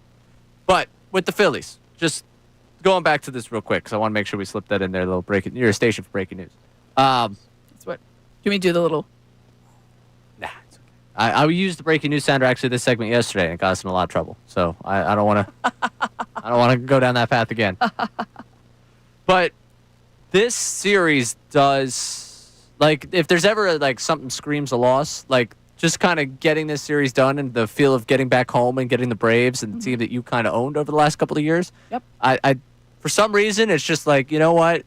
Do you write this one off and you just move on? And the thing is, you see those games throughout the season, right? You see those games where they're clearly like both teams, and sometimes the umpires that feel like they're just like, all right, we're just ready to be done with this one. Yeah. And the teams are both kind of like mailing in it. My gosh, though, do not mail in this one. I know the umpires will, because there was an exercise in. Yeah, CB Buckner tonight, right behind the plate. That's going to make everyone feel better. I mean, honestly, you could have. I could have avoided that sentence out of you. Yeah, I'm sorry. I'm in a tough spot today. I'm not feeling good today. All you do is giving me bad news. Sorry. I gave you the Willie Lampkin news. That's good news. I can't give you much more. I'm just curious. I want to go back to our text line and the misery that we have with the Phils and just like where some of the people are at disaster-wise with this team, because you could try and logic your way through about 1,000 different things about the way they've played up in New York and about 1,000 different ways about why they've struggled and what's actually wrong with this team. And yet it just feels like such a drag to even watch this team try and compete up there right now. And it's been that way for a couple seasons. What do you got on the text line over there, Austin? Yeah, so this is Chris from Plymouth Meeting. Castellanos swung out a pitch last night that didn't even reach the plate, and the bigger issue was 6 in a row of Mets reaching base in the 5th inning and 4 consecutive in the 9th. That can't happen. Yeah, that can. And it goes back to the Mariners series for the Phillies. Because the Mariners series, there was one in like the 7th or 8th inning of that game on Wednesday where they just batted around. It's like, when do you get that type of approach where like it just kind of everything starts spilling into the next hitter? And you saw that for the Mets. They were able to roll that. For the Phillies, they got a little bit, and then you would take, it's like a step forward. Okay, there's a guy on. You have a guy in scoring position. Can you move him over? No. But you haven't been able to get that consistently and time again in the Phillies line of things, and especially in this series. And it's been 2 games, yes, but like that, they had Senga on the ropes. They didn't take advantage of it. Then everything fell apart in game 1. Last night, Bader hits the home run. They end up getting guys on base. Turner, 2 outs, nothing. Turner 0 for 3 with the runners in scoring position. That killed you. Turner, they were very unpredictable. I've said it before. They really were. Those were really bad at bats with a runner in scoring position. Yeah. At one point, one of them, maybe the first one, or maybe I can't remember if it's the first one or the second one, there was no outs.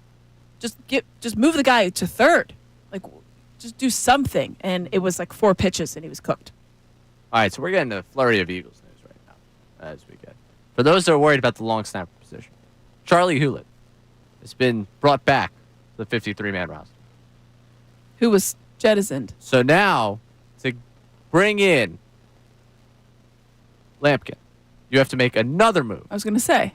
So I don't know who else has been jettisoned. These guys are sitting there thinking, I did it. No, you didn't. Did you imagine being in that world? No. Where it's like, yesterday my agent called me with the best news in the world, and also I know I'm sitting on the... You're telling everybody. Well, it's funny. The Eagles always, when they send out the tweet, and here's our initial 53-man roster. It's a very important wording. Yes. Because it is our initial. It is not our final. And in life, when you get good news, I don't know how you are. I am a very small circle of good news, and then eventually I hope it trickles. That's the way I attempt to curb anything that could potentially happen. Like with this, if I made a 53-man roster, you would know because it'd be made public. Right. But I don't think a lot of people would get the phone call from me like, I made it. Because you're just thinking. I'm thinking, what could happen in the next 24 hours? That's always the approach. So if I were one of those guys, my approach to that day would be like that. Especially if you are, you were already on the bubble and you've had those conversations. A lot of times, and we've all watched Hard Knocks over the years, a lot of times when they pull, and that's always like a really tough episode to watch on the cut day, because it does give the humanity aspect of this. The coaches don't like it, but it is part of the business. And obviously the players, they're going to wonder what went wrong. But most of the time, it's not guys that are completely stunned. They've had conversations. They know how it goes. They know that they've been, either the numbers haven't worked in their favor because there's not enough spots for them as far as whatever position they play, or they've been called to task too many times, meaning they're not living up to the expectations. Right. So, and those episodes, I have to say, I once again fell on the Hard Knocks. I fell out again. I didn't keep watching. Yeah. I tried to start. I didn't keep watching. No. But when you mentioned Hard Knocks creates personalities, and something that coming up next, this is like a little fun, like cleanse the thing before we get back to the Phillies. Okay. I don't know if you saw the Brandon Graham news. I mean, I saw some Brandon Graham news. NFL Network. Yes, I did. So he's going to do the TV thing. Not surprising. But Brandon Graham is always the next one. You're like, yeah, he's going to do television. Jason Kelsey was like, yeah, he's going to do television. Who now? Like, we're doing the thing where, we're like the new Cowboys, where, every Cowboy got a TV job. Yeah. But, in Philadelphia sports, who could you see actually taking that step next into media? Because I think all the logical ones are now doing the step into media. And, now we're like, okay, who would be the next one that you think post-career would make that leap? We'll get to that coming up next. She's Amy Fadul. I'm Ray Dunn. You're tuning to Middays, 97.5 The Fanatic. Now on 97.5 The Fanatic Sports Update. I'm Austin Jones with your Fanatic Sports Update. This update is brought to you by Groundworks, your trained and certified experts for basement waterproofing and foundation repairs since 1997. Book your free inspection at groundworks.com. The losing streak continues in Queens as the Phillies fell to the Mets last night in the bottom of the ninth inning, 6-5. They still hold the lead in the NL East by 5 games. Taijuan Walker will be on the mound tonight. First pitch is set for 7:10. Yesterday, NFL rosters needed to be cut down to the 53-man roster. Some players that were let go were Eli Ricks, Anais Smith, and Kyle McCord. A couple of underdogs that made the team were Darius Cooper and Gabe Hall, both whom entered the league undrafted. And with that being said, the Eagles can still make moves. Adam Schefter from ESPN joined Kincade and Salciunas this morning and said the Eagles have the assets to make a move if they decide to do so. What I would say going forward for this week and next week is I think they have 13 picks. They have the flexibility to do what they want. If there's somebody that they really want to pursue and go after, they can because they have the ammunition to go do that. This update is brought to you by Rapid Radios. Rapid Radios are instant push-to-talk walkie-talkies with nationwide LTE coverage. For a limited time, get 60% off and free UPS shipping at rapidradios.com. Use code RADIO for an extra 5% off. I'm Austin Jones, and your home of the best Birds coverage, 97.5 The Fanatic and 97.5thefanatic.com.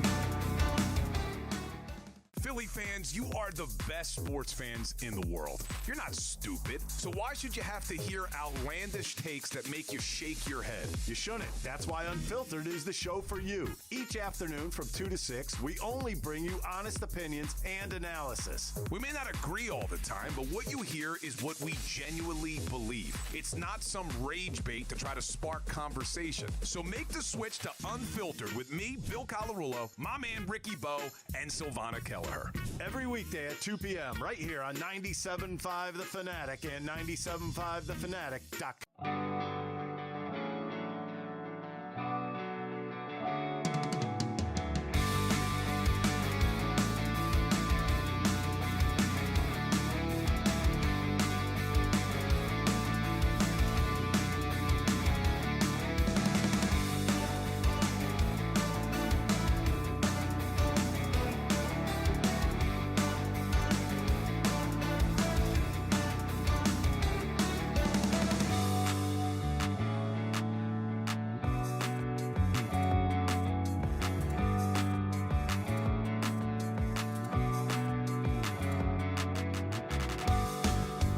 into the midday show here alongside Amy Thule. I'm Ray Dunn taking you through it, 1 o'clock hour. And Amy, we're going to get into a conversation real quick about the next media star from the players we currently have in Philadelphia. And then by the time we get to the bottom of the hour, we'll look into the matchup tonight, Phillies Mets. What I will see, what we all will see, how we'll feel about it when we get to it. You have a cleansing beforehand. We're talking about the media. We need on this show help from a true media star, professional, someone who's been in this industry, such as yourself, Amy. Because yesterday, a couple of people that were referred to on our YouTube chat the other day as Temple Radio were manning the midday show, myself and Sean Rodman. And we got breaking news yesterday. Yeah. And I received backlash on both sides for my handling of said breaking news. If you did not tune in yesterday, this is how it sounded when we received word in the 1 o'clock hour that the biggest pop culture phenomenon had reached a new level of their relationship. Oh my goodness. Hit the breaking news sounder. Now, breaking sports news from 97.5 The Fanatic and 97.5thefanatic.com. When I click on it, nothing comes up though. Oh, don't tell me we got baited on this one. I think we might have got baited on this one. No. This is Adam Schefter. This is Adam Schefter. All right. At Adam Schefter. Travis Kelce and Taylor Swift announced their engagement on Instagram. All right. Coming up after the break, we'll get to the Phillies schedule that also just dropped and get back into the Phillies game 4 last night. I'm Ray Dunn, taking you through middays here on 97.5 The Fanatic. So, a couple of notes on the way that was the way that was handled yesterday. We were right up against it. It was time to take a break. And I received backlash on the side of the Swifties that there was not enough of a deal made about it, that it is a big deal, that I should have done more with it. I received backlash on the other side. The sports people. That the breaking news sounder should never be used in that circumstance. And that nobody cares. Oh, that's definitely not true. So, I mean, literally every major sports outlet had it as an alert on their social media. There will be one way I go about justifying criticism of me. From last night instead of for last night, misspoke on there at the end for the tease. That was me. That was bad. Oh, yeah. The one place where I do think I misled our audience and potentially opened myself up to criticism. If you listen in the middle of that clip, after I say, no, that's Adam Schefter, I take a very decent pause. Mm-hmm. As if I am trying to gather my thoughts to break down something that's happened with the Eagles. You really did. It did seem like it was a little bit, you might have trade baited a bunch of people. So I will admit to a flaw in that way of approach. I might have misled a considerable amount of our audience with the pause in between Schefter and delivering the news. Because you said, because at that point you didn't know. When you said Adam Schefter and it's cut day. Right. Roster cutdown day. So, again, that's kind of show of accountability here. Kind of on me for the way that I stopped in between that sentence. Okay. I'll get you that. However, I think we handled it perfectly otherwise. Yeah, I thought it was kind of funny. I thought it was tremendously done. And this is a little biased because it is the way that we handled this. I thought we handled it tremendously.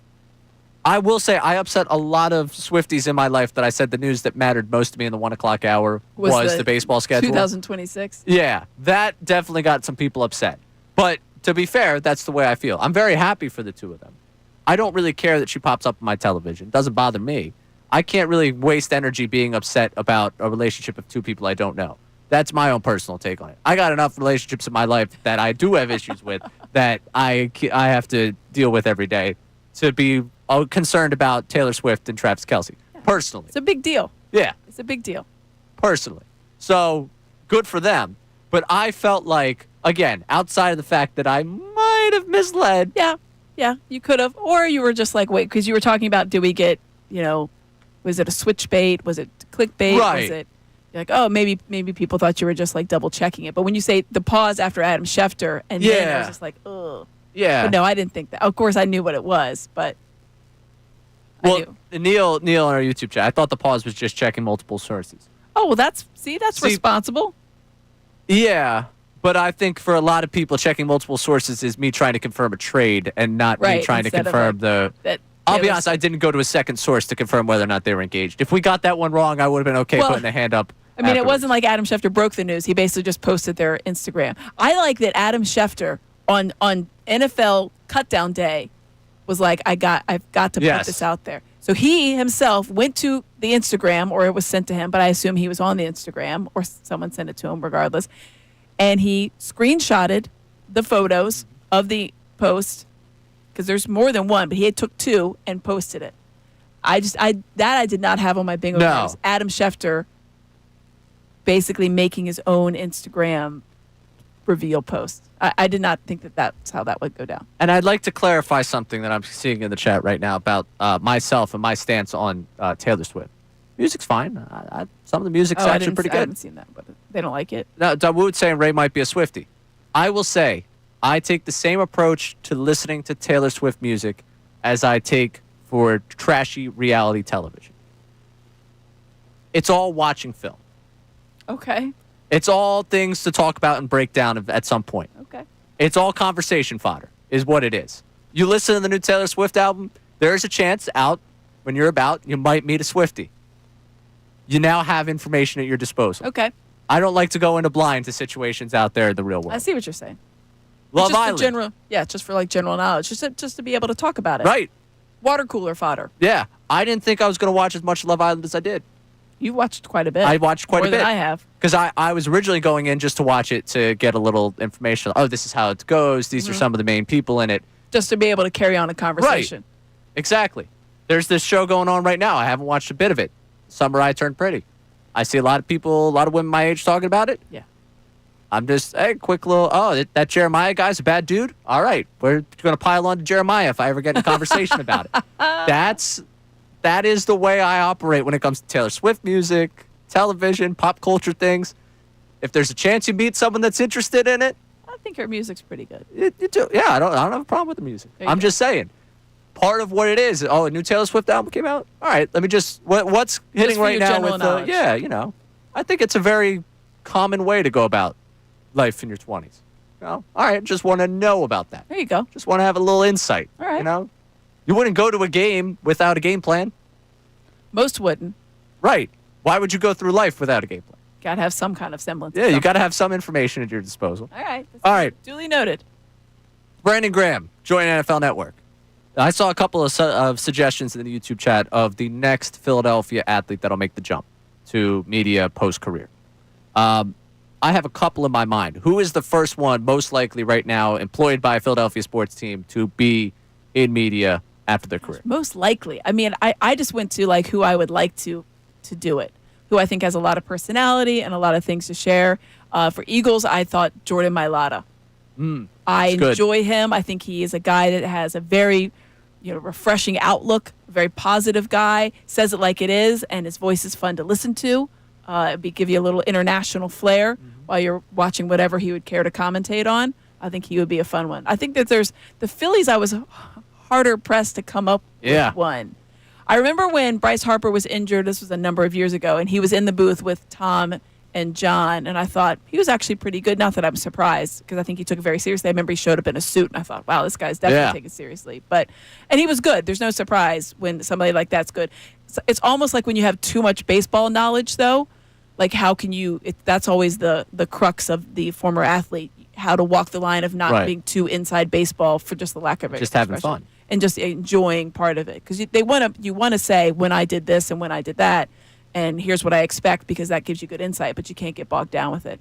But Harper would I think, be very good on television and in the booth. Sixers, Tyrese Maxey's the obvious choice. We were lucky enough to have him a couple years ago in our pregame show. A lot of fun. So we're getting Paul George because of the podcast. No. Oh, all right. Well, I was quick, stern no there. Jared McCain. Oh, doing the media program right now. Kind of think that he would be. Yeah, that he would be good. One player I need. Schwarber. Yes. Now that's very good. There's a very down-to-earth guy. That's a great answer. I think that's my answer. Yes. That's it. So, yeah, I see we got some people popping around. And my dream duo, Ray Dunn and JT. What a combination that would be. Can you imagine JT or Minnesota and I sitting down and do a show? JT would give you the eye roll as if you were coming in a lot. Be like, oh, come on, Ray. Come on. There are people that when I show up somewhere, they do the eye roll of Jared Hughes coming into the game sprinting from the bullpen that JT did. There are some people that are that annoyed by my presence. I know it. I can feel it. All right. Something that's going to annoy us tonight, the Mets. No. Phillies Mets. We'll get more into it. It's going to annoy us. I mean, they're going to annoy us. I see the Mets colors. I get annoyed, even if they're winning. Good point. So, I cannot wait for you to be on that 7 train. I can't. Wearing your gear, which is going to be great, but you will not be alone. You will not be alone. I hope not. Especially because if I'm alone, I'm definitely on the wrong train. She's Amy Fadul. I'm Ray Dunn. This is Middays, 97.5 The Fanatic. Philadelphia.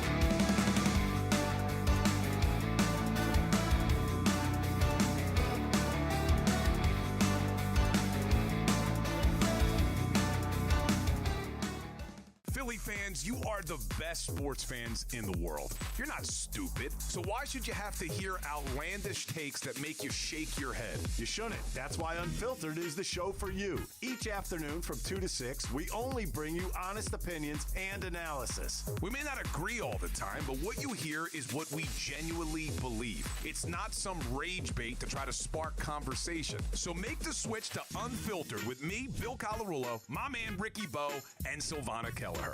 Every weekday at 2 p.m. right here on 97.5 The Fanatic and 97.5thefanatic.com.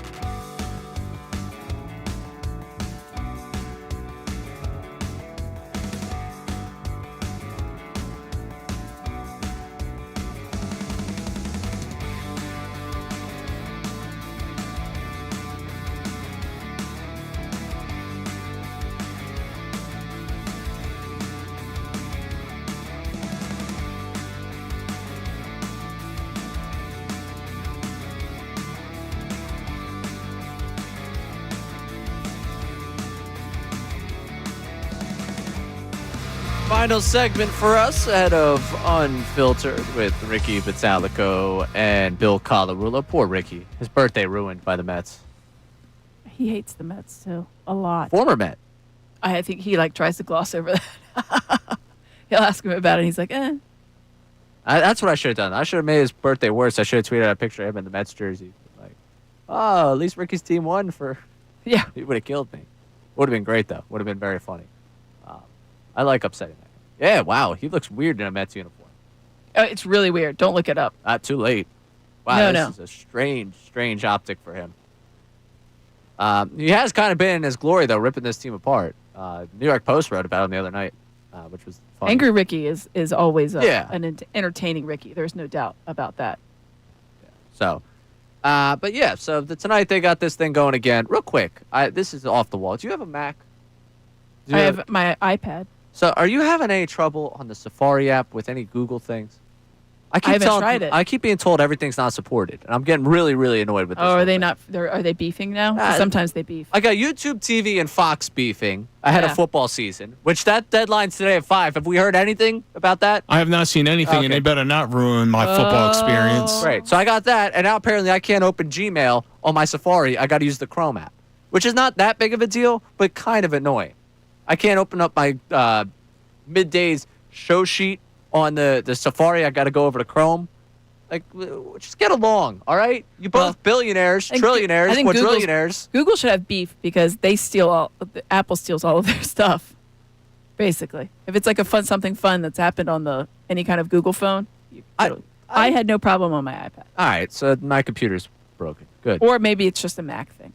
Great start. I don't know. All right. Well, speaking of broken, my fandom with this Phillies team. We're going to preview the game tonight for you. The Phillies now 500 on the road, by the way. 34-34 after back-to-back losses. Could fall to under 500 on the road with a loss today.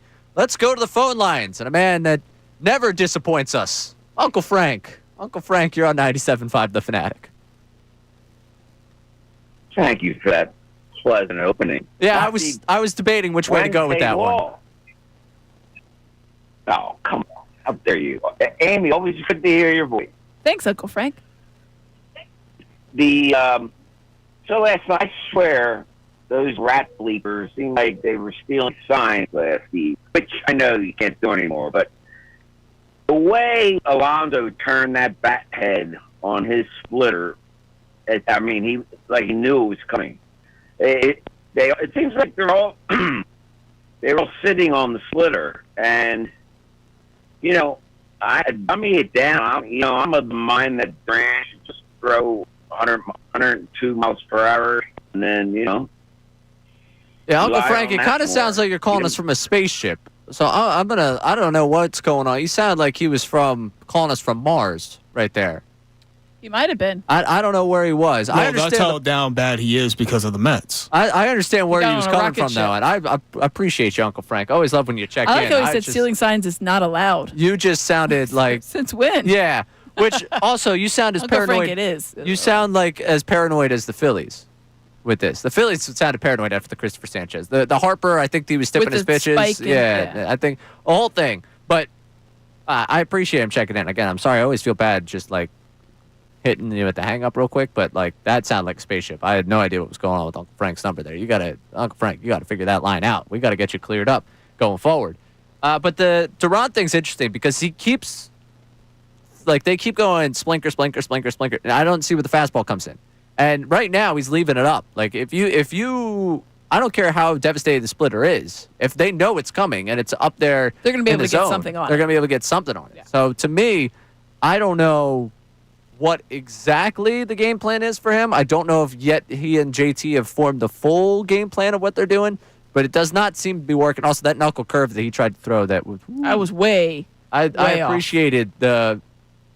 I think it was Tom McCarthy that said that did not knuckle nor curve. No, I did. You did way off. neither of those things. Sorry, I'm seeing more Eagles news.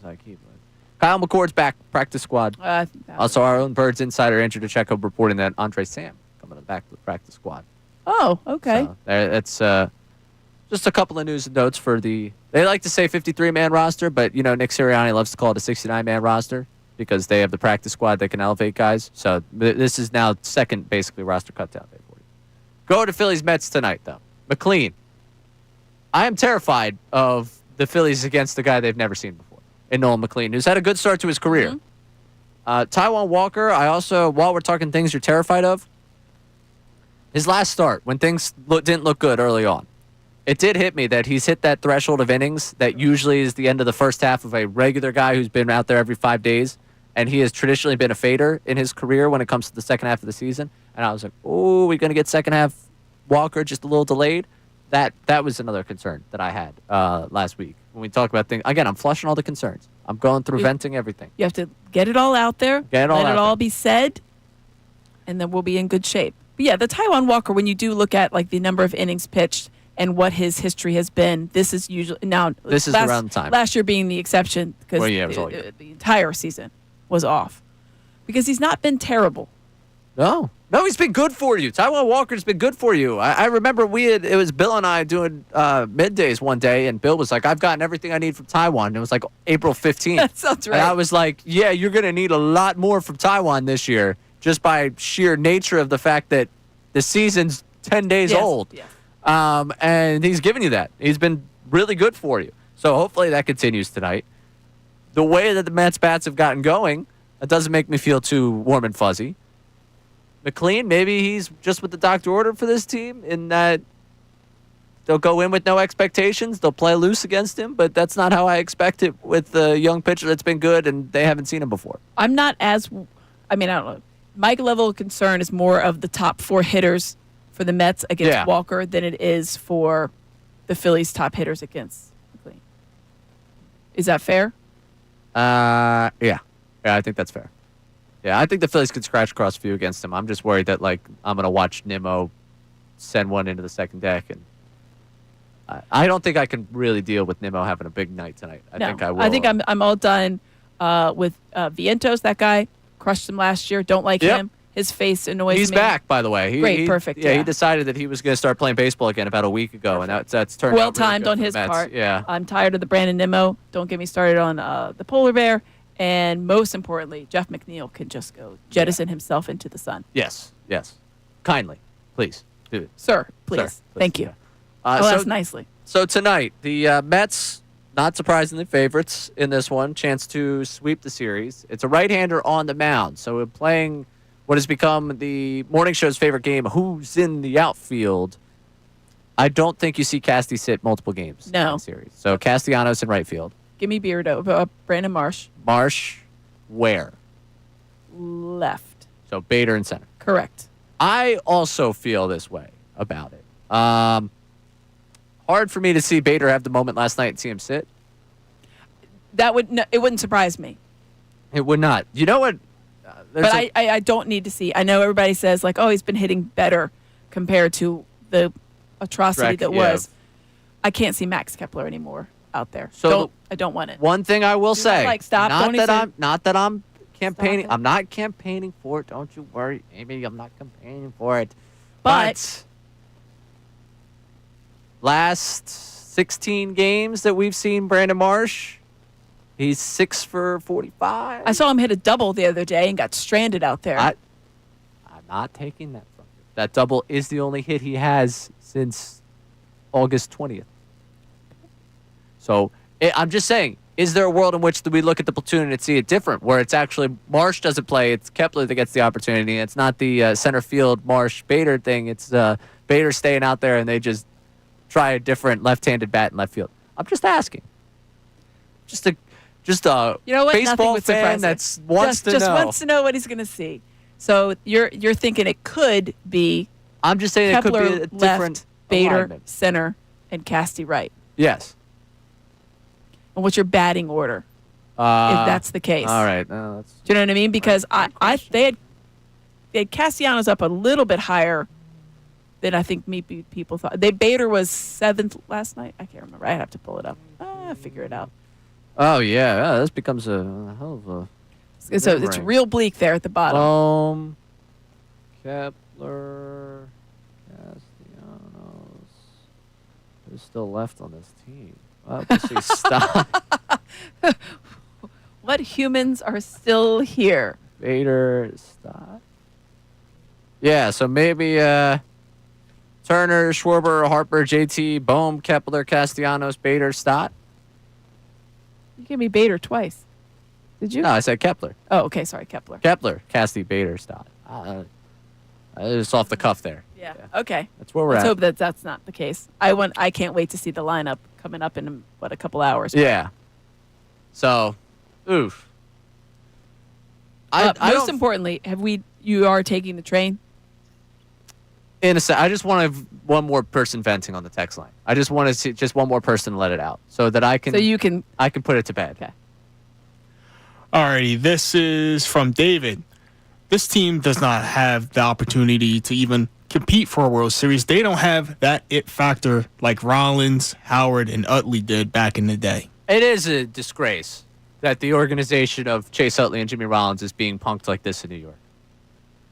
They should be embarrassed for themselves that the same organization that had Jimmy Rollins and Chase Utley employed. Jimmy Rollins and Chase Utley must be looking at this series with the Mets and just shaking their fists. Rollins, like, team to beat, and now this is the team that just gets beat. It's like, it's so they renamed part of the disappointing. park after Utley. Chase Utley. Yeah. That's a tough closing pill to swallow, right? Yeah. That's a tough one. Yeah, I do need them to kind of buck up Buttercup and just take it seriously. I know I'm not saying that they haven't taken it seriously. No, but Monday I don't think that was No. whatever. But last night was it was a gut punch. That was too much. But these are important games. And you can't just say, it's another series. We still have X amount of games in front of us. We have X amount of game lead. All that's all well and good. It's the Mets. They've owned you this season. Get one in Citi Field for the love of Pete. I can't believe that I'm saying that at this point, but that's where I'm at. You can't go 0 for 10 to close out at Citi Field. No, you can't go 0 for 10. God, they go. Yeah, but they could. All right, so I am taking the train tonight. That's the plan. I'll be taking the train. This 7 line that everyone speaks of, I will figure it out. I hope everybody is familiar with Ray on social media because he will be posting. Yes. You take the 1, 2, 3. It's literally red. If you can't miss it, you could also take the E, but we'll take the 1, 2, 3 is easier.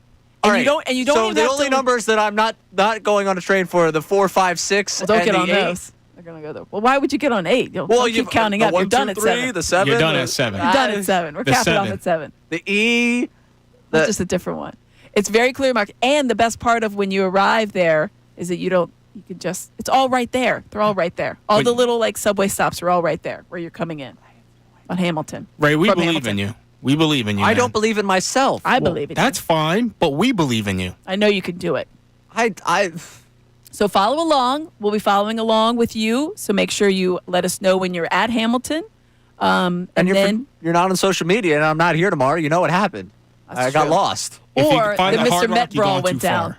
Yeah, well, listen. If I see Mr. Met tonight, it's on site. Okay. I'm walking out of there with something. It better not be an It's L. either a win or Mr. Met's head. Yeah. No way that's anything else coming through. That's all we got. It's all. I would love Ray, for this to get Princess aggregated. Leia said it. You're our only hope. So bring back a win and Mr. Met's head if you really see it. And a great show tomorrow with you, I'll be here. Austin. Look forward to having Austin and Amy back tomorrow. This has been the Midday Show. I'm Ray Dunn. Hope to talk to you again real soon right here on 97.5 The Fanatic. Now,